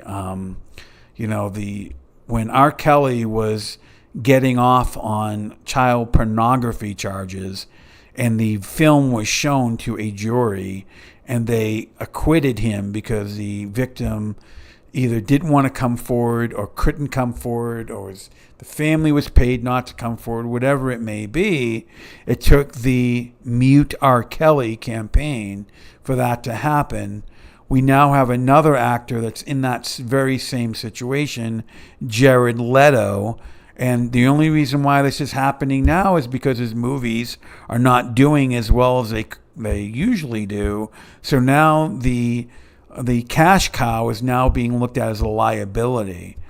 But when you continually have an estate that is making money hand over fist, then it doesn't get looked at as a liability. It gets looked at as an asset, and people are going to continue to throw money at that asset. You now have to make it look like a liability. That's the only way it can be done. You have to drain the fuel out of the machine so the engine seizes up, and then hopefully, and then whatever they have to do to reestablish, recreate, reinvent, that's on them. But you did what you had to do to make sure that now the actual truth can come forward when it comes to his crimes against children and who knows who else or what else. It's just so sad in so many ways. Let me just see if anyone has any questions or concerns. If anyone has any questions, let me take a look. I always look at what you guys say. I usually don't get... let's go down here. We're going to go past that. So sad, but we can't force someone to do anything they don't want, and that's the whole point. You have to let Roxanne be Roxanne. I mean, that's the reason why we like Roxanne is because she is Roxanne. Also, the threats from fans are difficult for someone, yes, and it's incredibly difficult. Like I said, I had a very legitimate encounter I'm not going to go into. I can't go into right now in depth, but it was incredibly legitimate. That unfortunately is when you're in this type of forum, I'm constantly looking behind me, around my car, behind my car. I'm stopping, looking, because especially in this last year, there's something that is, I have no choice. It just has to happen.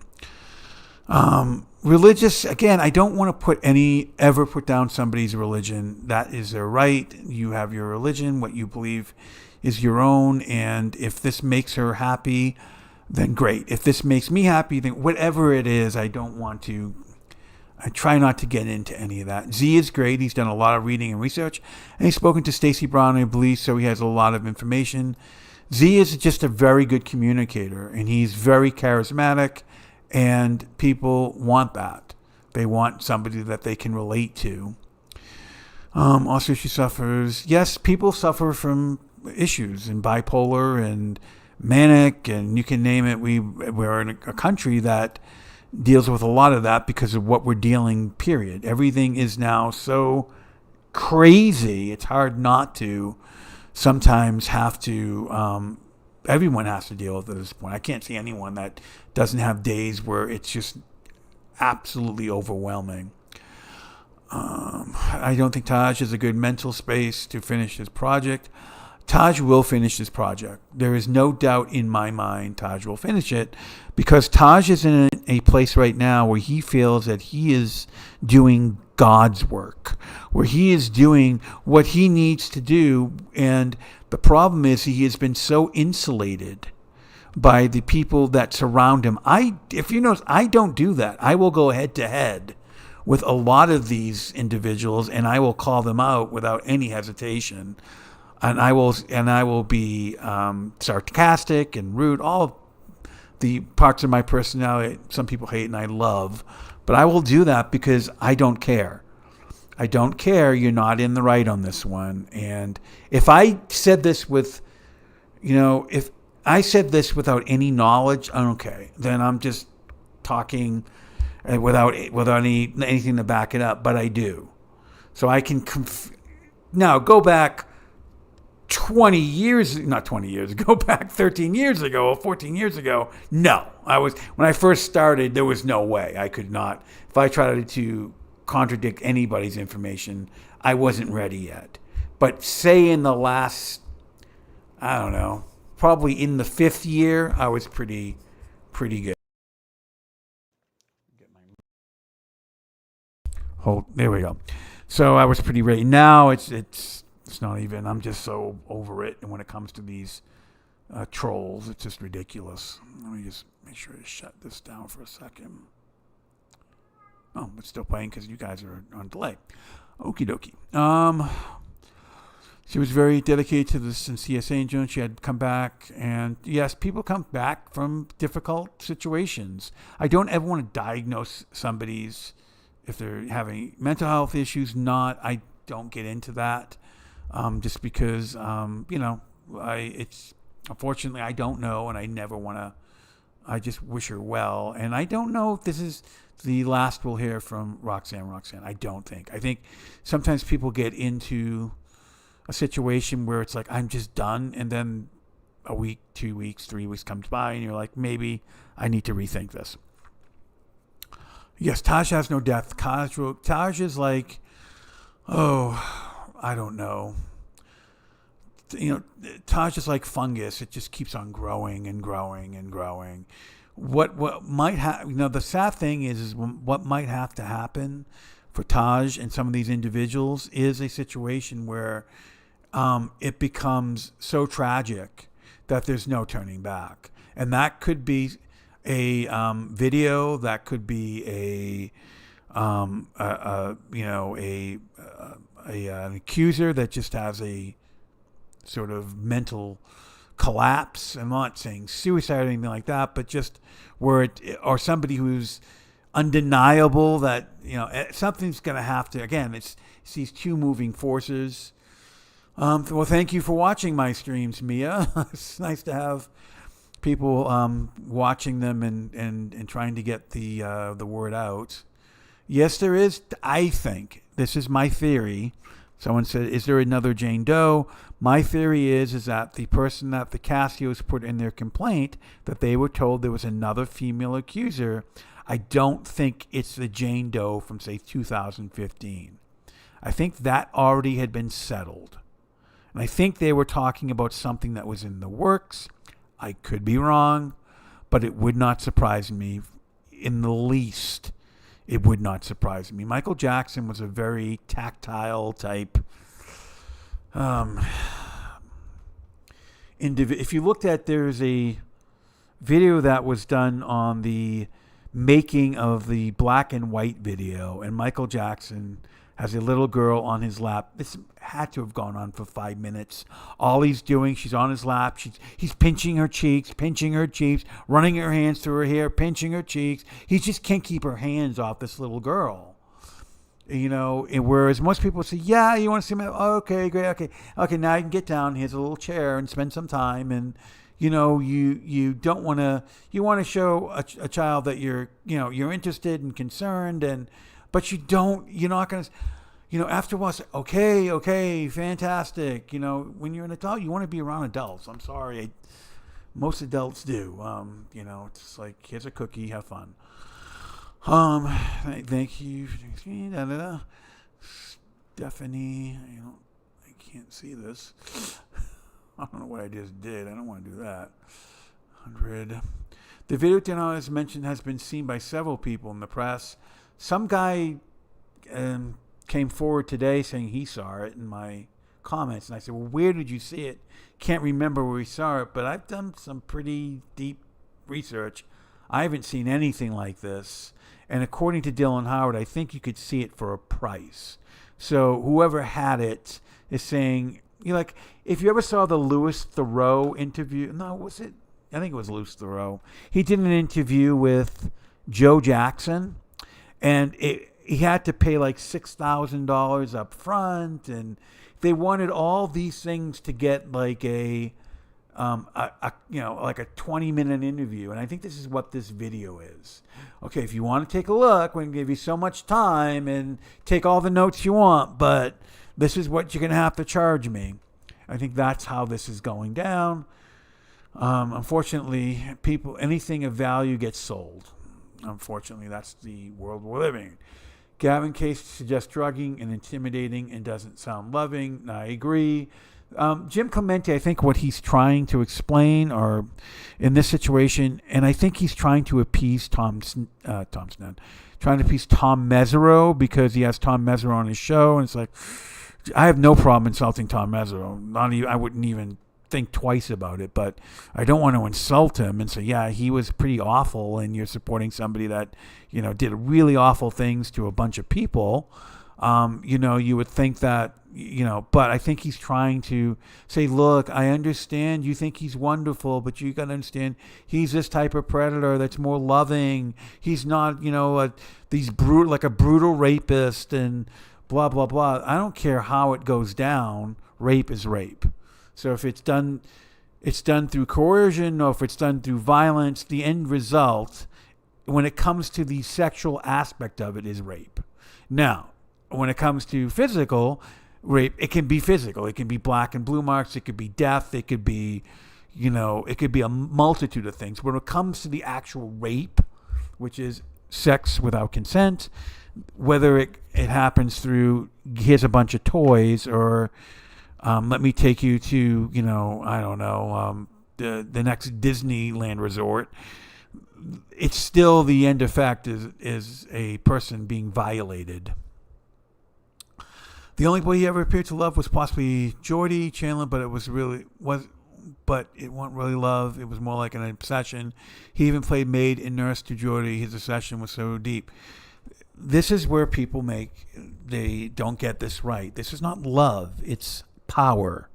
So Michael Jackson needs power in his life. So what does he do? Does he find somebody that is in his age group, like Lisa Marie Presley was a beautiful woman, any person, and she had, I think, a fairly good personality. She was incredibly, edgy, and just had a good sense of.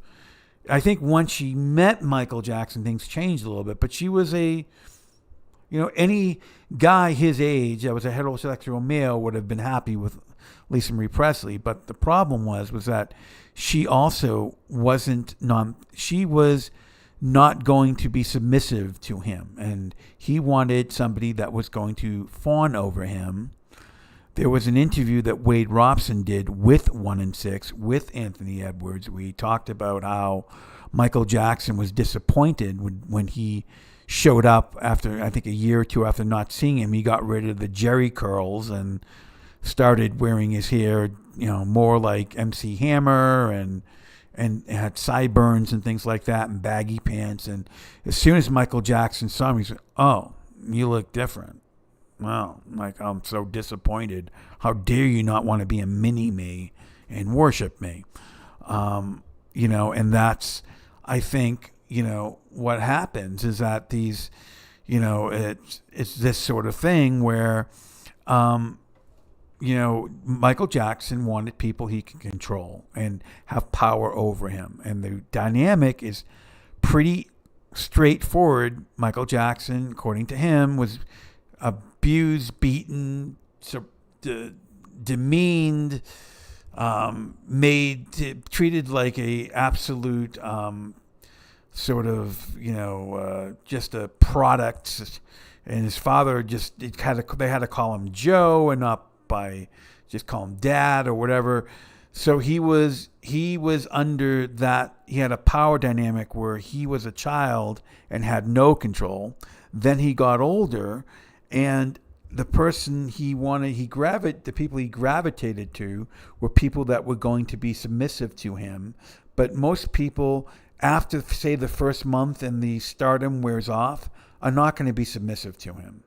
So now it's okay, well, you're very popular, but now we're in a relationship, and there's not going to be that power dynamic. And Michael Jackson wanted children because he could control them. That's the reality, and that's what happened. And I think that's why when there's older children that he still was enamored with, I think, and they, again, now at this point, adults, I think it was because of the power dynamic, and that these individuals still fawned over him and thought he was something amazing. And he needed that in order for him to have a relationship. So enough of me going on about that. She is, I'm not going to go into that again. This came from her channel. Exactly, Gavin was selected from poverty and chaos for a reason. There's no question. Again, this idea that Tom Mesereau is some brilliant lawyer, I don't understand it. I never understood it. This idea, no one ever thought. I listened to it, the interview with Aphrodite Jones, where again that Hassan Ali was interviewing her, and essentially all he did was fawn all over anything she said because she was confirming his bias. But she was like, everyone in the media thought he was guilty, and I thought it too, and he was going to go down, and we all thought it, and then all of a sudden it changed. I'm like, first of all, that's not true. I think most people thought he's going to get off because he's a very wealthy, famous star, and you have a very impoverished family that's going to be torn apart, which happens in not just this case. It happens over and over and over again. So anyone that had any modicum of logic would probably say, yeah, it's probably not going to go the way you think it's going to go, because we're dealing with people who don't have the same power dynamic as Michael Jackson does. All Tom Mesereau did was literally, I keep on saying this, took the witnesses on side roads. Oh my word, look, she spoke with Chris Tucker, and they were asking for things. Oh my word, she said she needed money for his treatment, but she had full coverage. Oh no, how horrible that a mother tries to try to get money that, because hospital, the full coverage covers everything. It covers transportation, it covers medication, it covers if you have to stay in lodging, if there's an emergency, it covers cabs, it covers, I could go on and on, food, it covers entertainment for your other children, it covers everything. And because no one knows how to contradict that. No, she was in a situation where she had very little money, and she needed to reach out to people that had lots of money. And for the people that have lots of money, stop whining. It's not like you gave your fifth, beach house to somebody. What did you give him? $500? Someone's complaining, well, she won one of my vehicles. Oh my God, the tragedy! How dare you? You had 5, and now you might only have 4. Oh no, how tragic for you. Here's a situation. Why don't you go down and buy her a $3,000 car, which is probably something that you spend on a meal with your friends. I mean, why don't you just do that? Again, because the idea is this person wants something, so they're bad, versus this person wants something because they need it to help their family to survive. But Tom Mesereau, what he does is he brings everyone down on the side roads. Oh, look over here. It's a train station. Choo-choo. And you said there was one there and there isn't. Oh, my word. How tragic. How could you make such a mistake? I can't see anyone make. Oh, no, look, I heard you wanted to write a book and you were going to capitalize on your story. How dare you capitalize on your autobiography? That's tragic. Why didn't you tell anybody? Blah, blah, blah. He's going to go through all of this. I remember one argument I just heard on the Hassan Ali. Well, you know what, Ron, his mother, he contacted his mother, Joy Robson, Wade Robson, said, hey, that security guard, is there that Bagnall lady, is any truth to that? And she said, no, that's total BS. That isn't true. And then he decided to use it. Without knowing the other parts of the conversation, maybe Wade Robson decided, yeah, maybe my mom's wrong. Maybe they had somebody corroborate the story that wasn't his mother. Just because my mother says something doesn't mean I always believe it. I'm sorry. Well, I told you that it's right down the street. You're supposed to park. No, it's right there. It's right. It's right across the street. No, you didn't. No, it's right there. It's right there. I'm looking at it. Just because someone tells you something, even if they're family, doesn't mean you have to take it as gospel. But that's the argument, And then the other arguments they use, sodium amytal, that's another thing that he brought up. Again, this is Ron Zona. It's like, please, laugh this man out of the room. Again, this is a man who is a supposedly award-winning journalist. Let me bring him back up because he's so annoying. Where is he? Mr. Lunatic. Where is he? There, down here. Again, he looks like Tiny Tim to me. He's not the greatest profile in the world. But I digress. So the idea is that this guy here, Hassan Ali, what he does, you know what convinced me? He said, what convinced me, Ron, is the sodium amytal. And Ron's like rolling his eyes going, what? The sodium amytal. Do you know what that is? I guess I think I understand what it is. He goes, there was an article written by Marie Fisher from GQ, and she said that Jordan Chandler's father gave her sodium amytal, and everyone thought that was a truth serum, but they found out that, oh my word, it can actually implant memories. And once I heard that, how can you believe anything that he says? This is supposed to be an award-winning journalist. This guy is a moron. He's literally a moron. Gee, so let's look at this logically, Mr. Hassan Ali. The studies that you're referring to essentially discuss people who have been in therapy for years where sodium amytal was essentially used. The idea of sodium amytal was it loosens people up.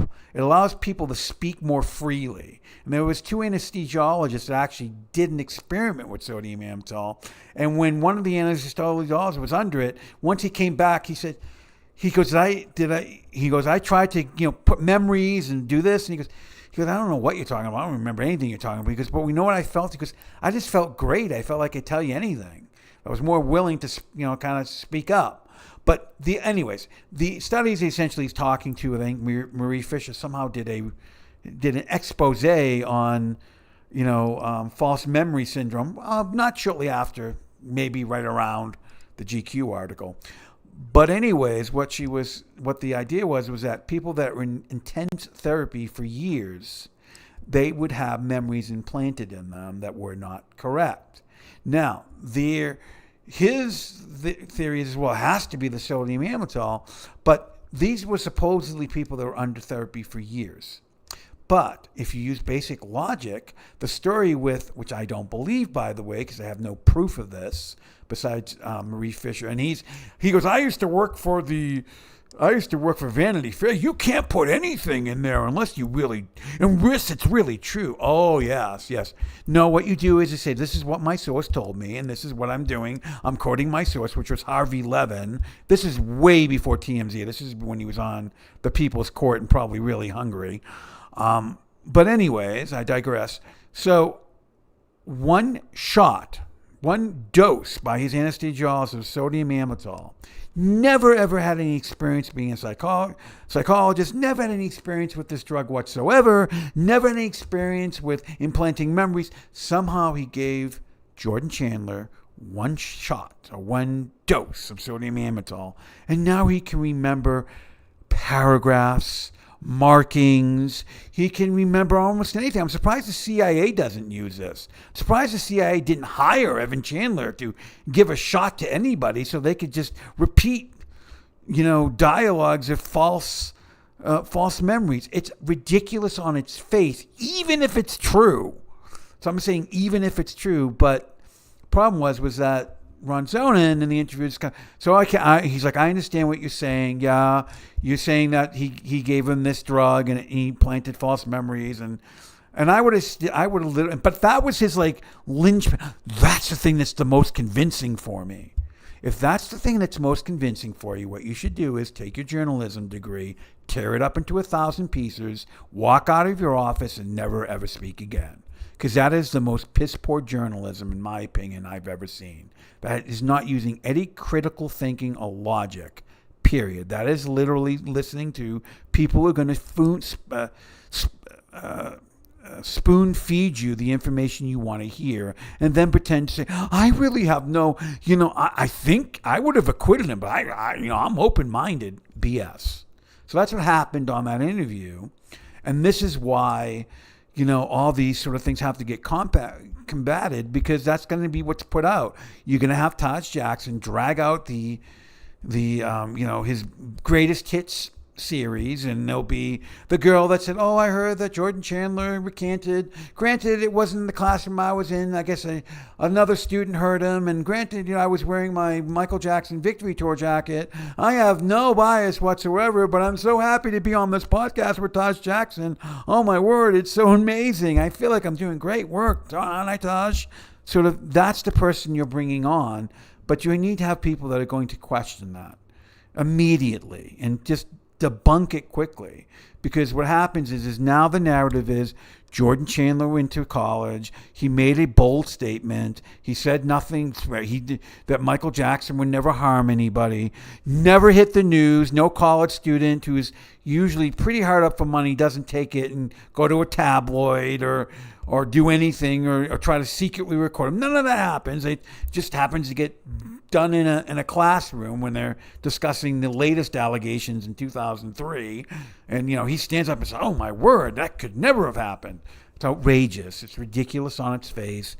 But the problem is nobody will question it because Tom Mesereau came forward and said, I had people that were going to combat Jordan Chandler if he ever came forward. Oh, my God, the great Tom Mesereau has people. Wow. Oh, no, I'm shaking in my boots. It's Tom Mesereau. Again, the man's a paper tiger. Don't look at him like he's some sort of god. He isn't. Stop listening to people that make him seem like he is the best thing since sliced bread. He isn't. His brain is essentially, at this point, a piece of bread in a bowl of water. It's turning to mush every single day, we expect. And the longer this thing gets dragged out, the harder it's going to be, in my humble opinion, for Tom Mesereau to even form a coherent sentence. So that's the one benefit of having this stretched out to 2028, maybe by the time it hits 2028, Tom Mesereau is literally going to be, drinking his milk via a straw and, gurgling out words at this point. But that's the idea. You cannot look at these people like they're impressive. They're not. And people need to understand, when you're dealing with lawyers, most of the research and the information is done by other parties. That gets fed to them. They then take it and put it in a legal argument and then present it. So they're not really truly vested in the case so much. They're vested into the legal arguments that can get their client off, etc. And the people who really are doing the legwork, usually you don't see. So the idea is don't think Tom Mesereau is so great. Don't let him take you on tangents. Don't let him take you on side roads. Yeah. Well, how can you explain this? Okay, well, let me tell you. Why would you ever want to write a autobiography about? I thought you wanted justice. Well, it's my story. I do whatever the hell I want with it. Sorry. You have to be literally, this is my story. My story, I know what it is. I know I'm telling the truth, and I want people to hear it, and I want to get to the biggest audience. So well, why didn't you tell anybody? Why did you, because I know they're going to bring that up. Well, you did, in the emails, you said that blah, blah, blah, blah, blah. Well, you know what? When I'm dealing with, the $1 billion entity that we have now, a lot of times, other lawyers, because he had a different lawyer, he gave me advice, and the advice I took, and unfortunately it wasn't correct. Or whatever the story is, whatever the truth is, you get to that point and you don't divert. You don't back down. You don't cower. I'm sorry. I don't know what to tell you. That's what happened. And that's how you deal with these, what I call shifty lawyers that want to find everything they possibly can to make it seem like you're lying. Oh, my word, I heard that you might have written that you gave the Michael Jackson estate a demo track or something that wasn't actually Michael Jackson. So everything you say must be a lie. And okay, so why did the Michael Jackson estate come forward and say it isn't? Why did the Michael Jackson estate vouch for the track? Why did the Michael Jackson state allow themselves to make money? Why did the Michael Jackson state use their own people that know Michael Jackson's voice, backwards, sideways, frontwards? Why did they, after all that, decide to put it out? I gave them what we had. I'm telling you that's Michael Jackson. And I have no idea what they did in the final production. No idea. No idea if they took the voice out. No idea if they tried to improve it. No idea if they used auto-tune. I don't know. I had a product. I gave it to them. They bought it. Done. What else do you want me to say? I don't know how more I can explain that to you. Because now, well, that must mean that Edward Casio is a awful human being that lied and presented like, oh my God. And then the audacity of these god-awful Michael Jackson cult members and that stupid podcast, oh my God, about the supposedly fake tracks. It's the most awful thing that ever happened in the universe. We have people literally dying in countries of starvation and bombs dropping on them, but a Michael Jackson tracks that might have, some vocals that might not be exactly what they think they should be. That's a human tragedy. That deserves every single person a 10-part series podcast or whatever it is to discuss the injustice of it all. Because how dare a Michael Jackson fan have to maybe hear a vocal that's not, authentic, or part of it's not authentic, or whatever the hell the case may be.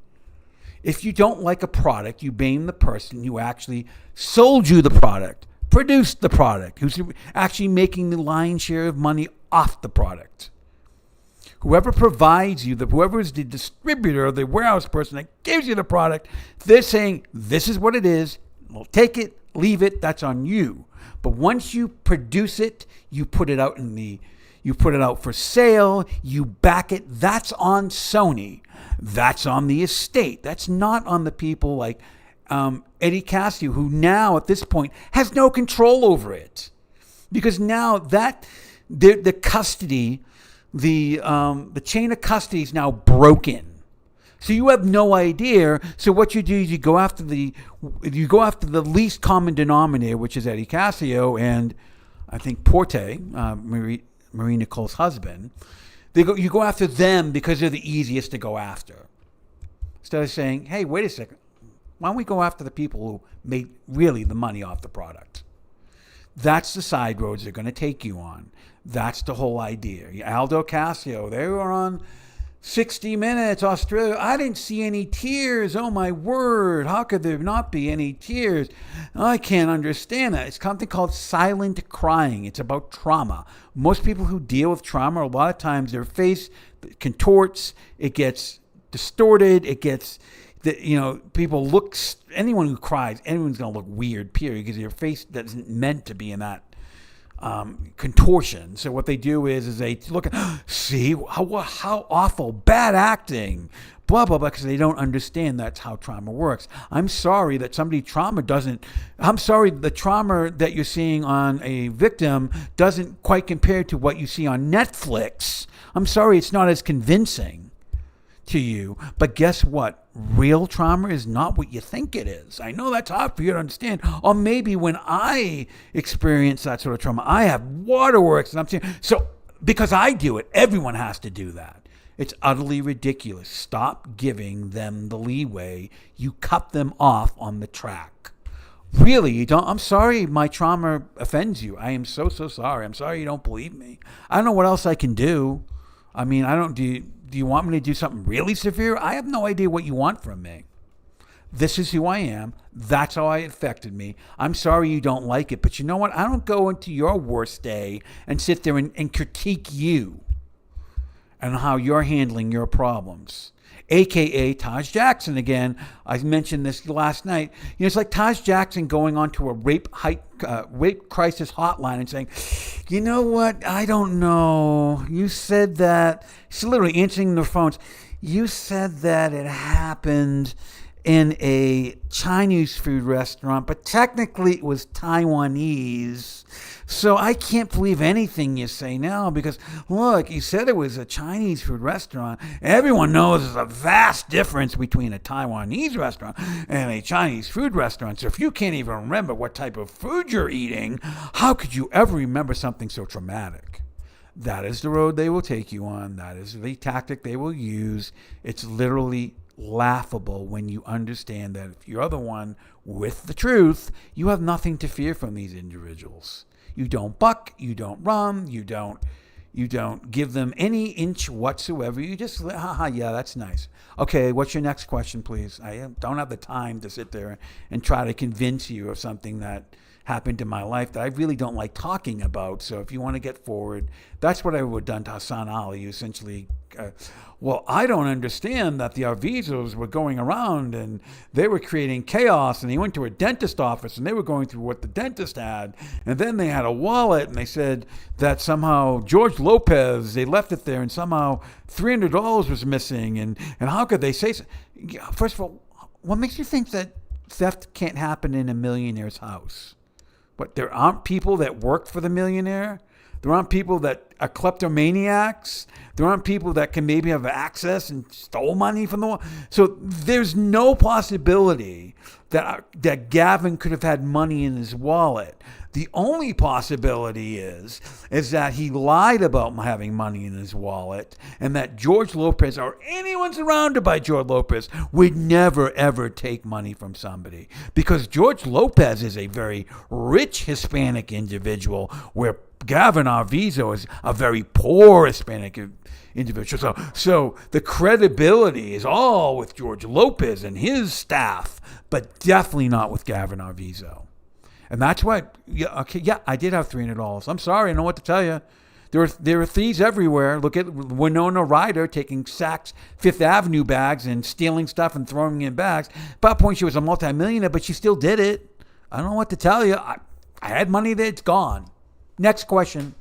Please, hurry up, speed up. I want to get through this. Let's go.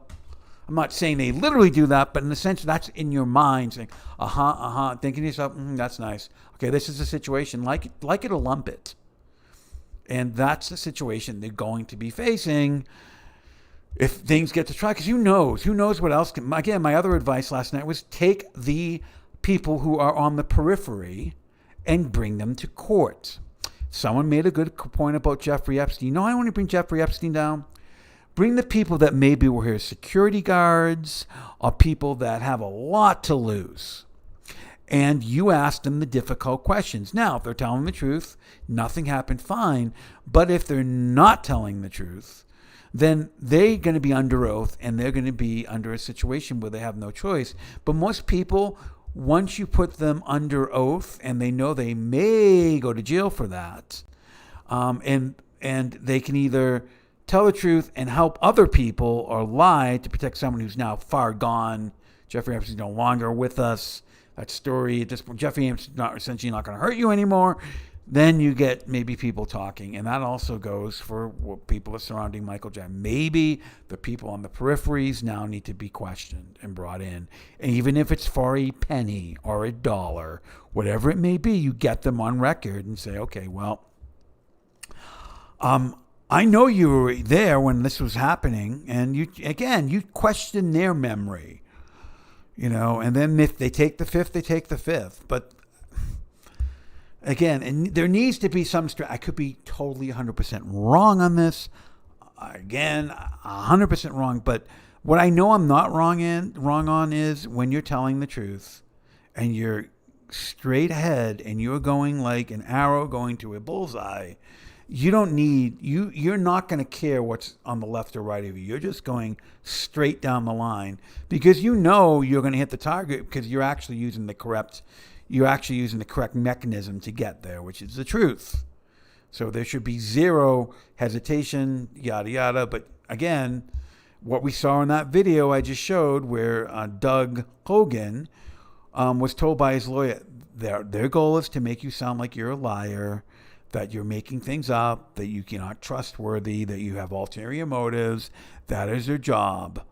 And Doug Hogan in that video said, all I had was the truth. That's all I had. But now people have woken up a lot more since then, because I think that happened in the 90s or early 2000s, somewhere around there. But we're now in a totally different world. And but again, I also think we need to discuss the countermeasures that need to be taken to address this nonsense that's happening. As I keep on rambling, let me go further. Is anything else? Kevin was selected. Yes, he wanted the boy that if he came forward as a victim, he would be discredited by his poverty. Absolutely. That's what they usually always do. Jackson is no longer a human. He's a corporation. Exactly. And he will always be a corporation. He's a machine that has no feelings, no empathy, no nothing. And all it cares about is keeping itself alive and making as much money as possible until its final demise. Covering products cancer. Covering up and doing secret settlements because their products cause cancer. Yes, that's what a corporation does. Again, its motivation's not to the person, it's to the survival. Janet Jackson wants nothing to do with her family. She has her own money. Janet Jackson, I have no idea. I mean, Janet Jackson, when Michael Jackson. There we go. When Michael Jackson first came forward, essentially wore a shirt that said pervert, trying to say, well, I stand by my brother. But the problem was that maybe that was the proper time to maybe stand by your sister. It's mostly the men in the family defend Michael, not the sisters. Well, when they were possibly raped by their father, that's completely understandable. And they also tend to have more empathy because they also have the capability of becoming mothers. And Janet is a mother. Latoya isn't, but Paris could definitely be a mother, and she's a female. And that's a lot of the times where the empathy comes from. So maybe if Paris is hearing from, say, an Omar Bhatti, she's more likely to believe it because she actually can relate to it because Paris, as you know, I think she was 14 when she was sexually abused.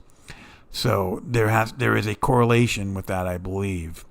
It's just that the MJ, there's so much abuse and people are just denying, not believing the victims. That is always going to be the point until there are counter narratives, and that's why the story is so important. This is almost the Rosetta Stone when it comes to stories, and that's why this case is so far-reaching, and it never gets dull. I mean, at least it gets frustrating, trust me, and it can be a daily grind, but it never gets dull because there's so much information. When you had an individual that almost basically recorded every moment of his life, it becomes pretty intense. And someone who's the biggest star on the planet, there's so much information there that it's like a endless well. It's like the JFK assassination. It never gets old looking into it because there is so much information that's still there that has to be literally taken out in almost like pieces. And that's, I think, what the Michael Jackson case is. I feel at this point it's more important to support the victims than to try to make people who don't want to see what happened understand. I agree with that. There's going to be individuals that will never understand, but the overall populace has to understand, because if they don't, then what happens is that this abuse continually gets perpetuated. So we got to one step with Me Too. We now need to get to another step. Corey Feldman, who tried to have that happen but was not the correct vessel to have it happen, was trying to bring up something like Children 2 or something on that end.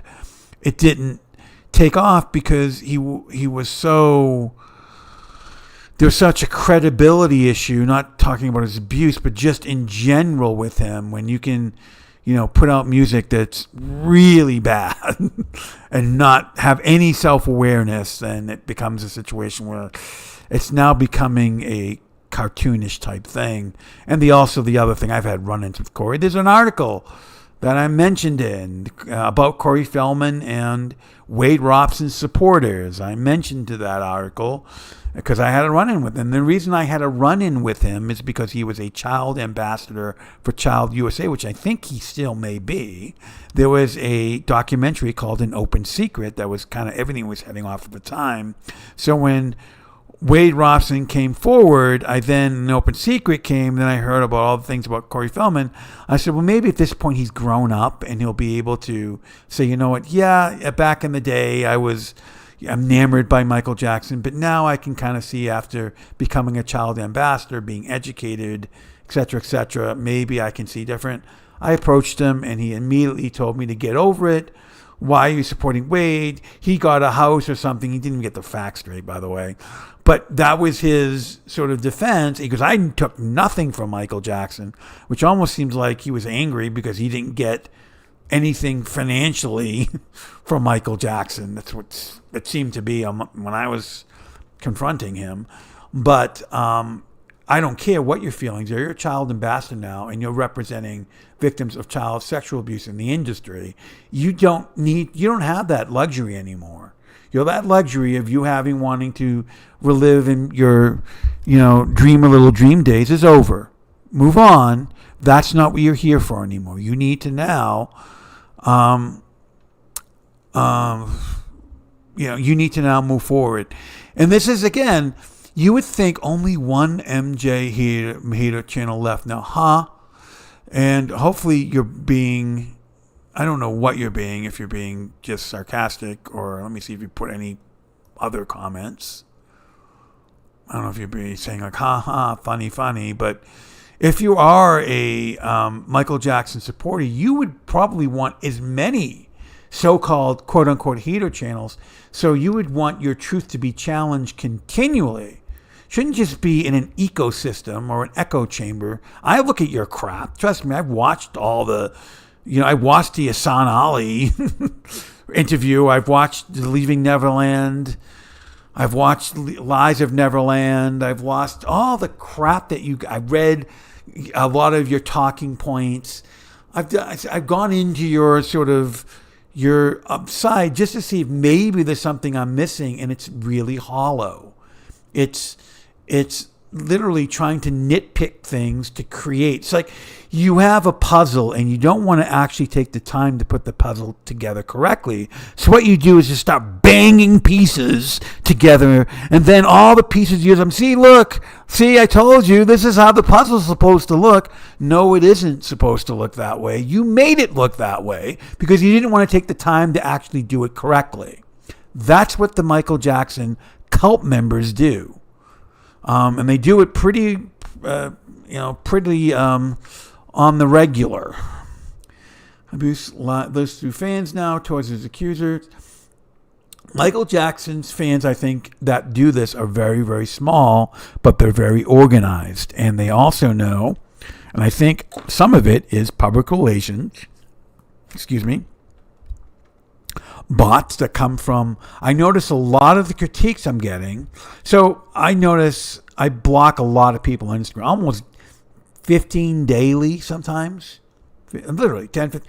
So I'll block them and another profile comes. So this one profile might have 2,000 viewers. I block it, and then 2 minutes later, pretty much the same point, and now they have 1,100 viewers. Block that. And then again, another comment almost immediately, and that has 900, sort of supporters. Block it again, and then it drops down to 500, then 400, then 100. And it's like they're just cycling through profiles and trying to get their point across in what I'm mentioning on Instagram. What that says to me, that is inorganic. It's either one person continually spamming or a bot farm that's continually just spitting out. So it gets a prompt. The prompt keeps on prompting until you tell it to stop. And if it has to go through 10 profiles, then eventually it might stop, which is okay, this person isn't biting. And then what's odd is it comes from usually a couple of different countries. Brazil is one. I'm going to mention Brazil. There's a lot of bots from Brazil for some odd reason. I also want to say, where is it? France. A lot of French bots, which is kind of strange. That's what I tend to see. And then I also want to say, China. It's either China or Taiwan. It's one of those two. Lots of them. And it's literally like Spitfire. And I literally just delete, block. And the reason I do it is because I'm not going to, I don't want to provide your income. I might provide an argument, but I'm not providing your dumbass income. And then it's broken, and not even like broken language. It's just broken thought processes. Like it's like a half a word and a word. So it could be in a different language, but you translate it. It doesn't even seem correct. And then I'll even Google that thing to make sure that the translator is working correctly, and it is. So it just seems like it's totally bought off garbage. Or it could be fandom that are using multiple accounts, and they do this on the regular. So I don't think it's as big as people think. I just think, and that's why I think Taj Jackson is sort of trying to court the younger TikTokers because they need new recruits. And that's why I compare it to Scientology. Scientology always has somebody doing a personality test or always has somebody on the lookout. And a lot of times they're bringing in 20-somethings because they want to continue to recruit. And the problem is they don't have an interest anymore. It's kind of like that was, 60s, 70s, 80s, kind of 90s, maybe 2000s. Now it's just beginning to become nothing but empty buildings.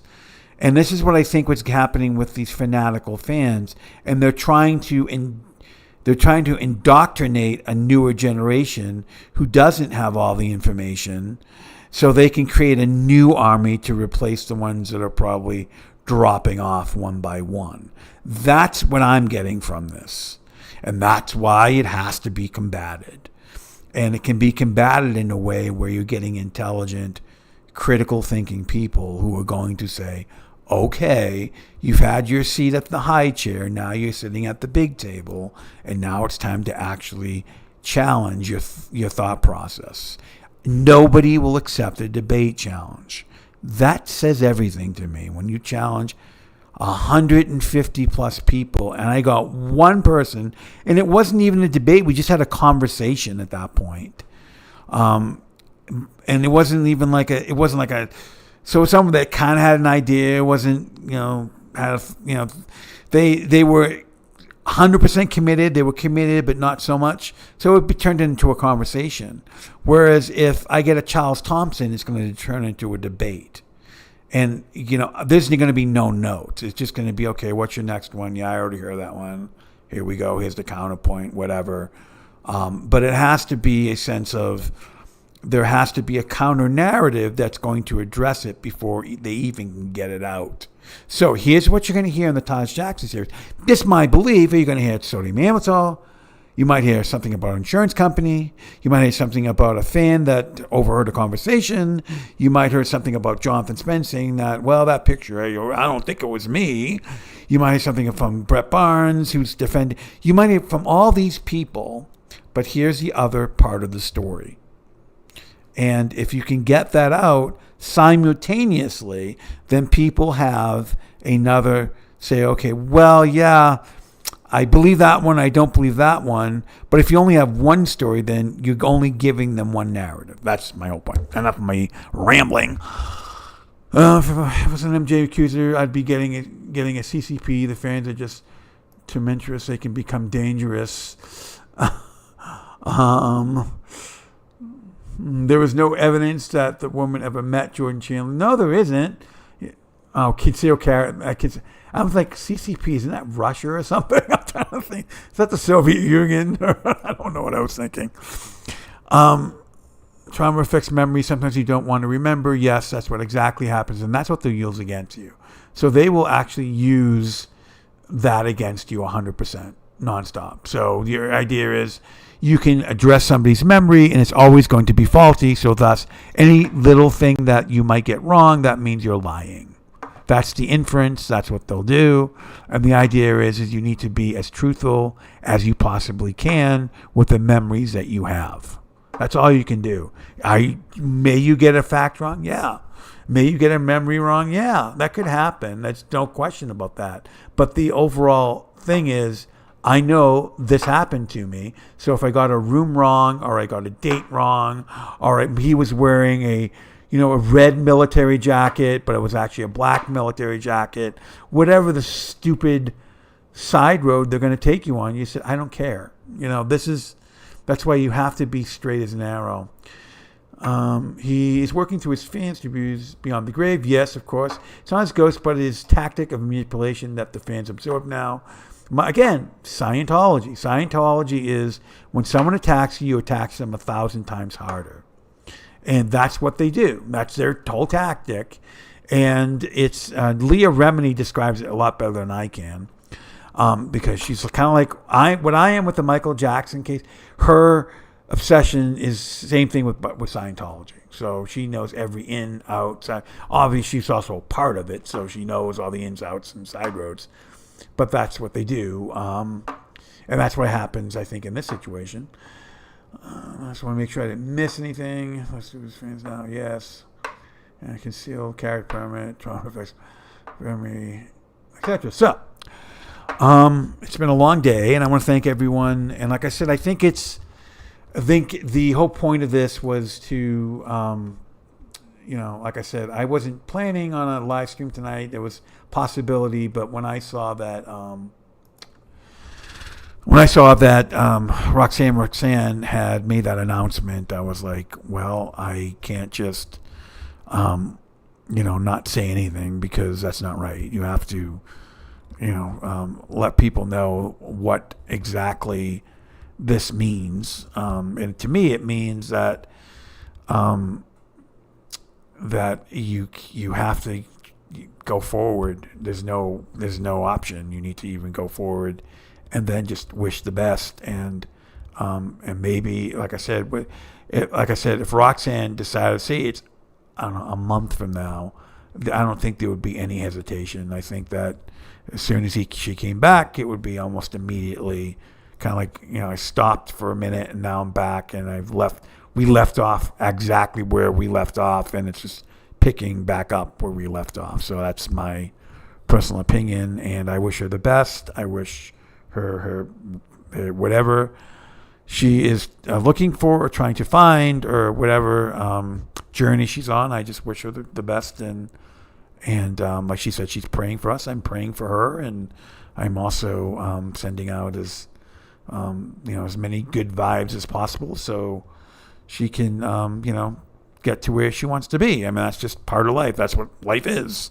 You try to create a road and get there, and in the most in the best way you possibly can.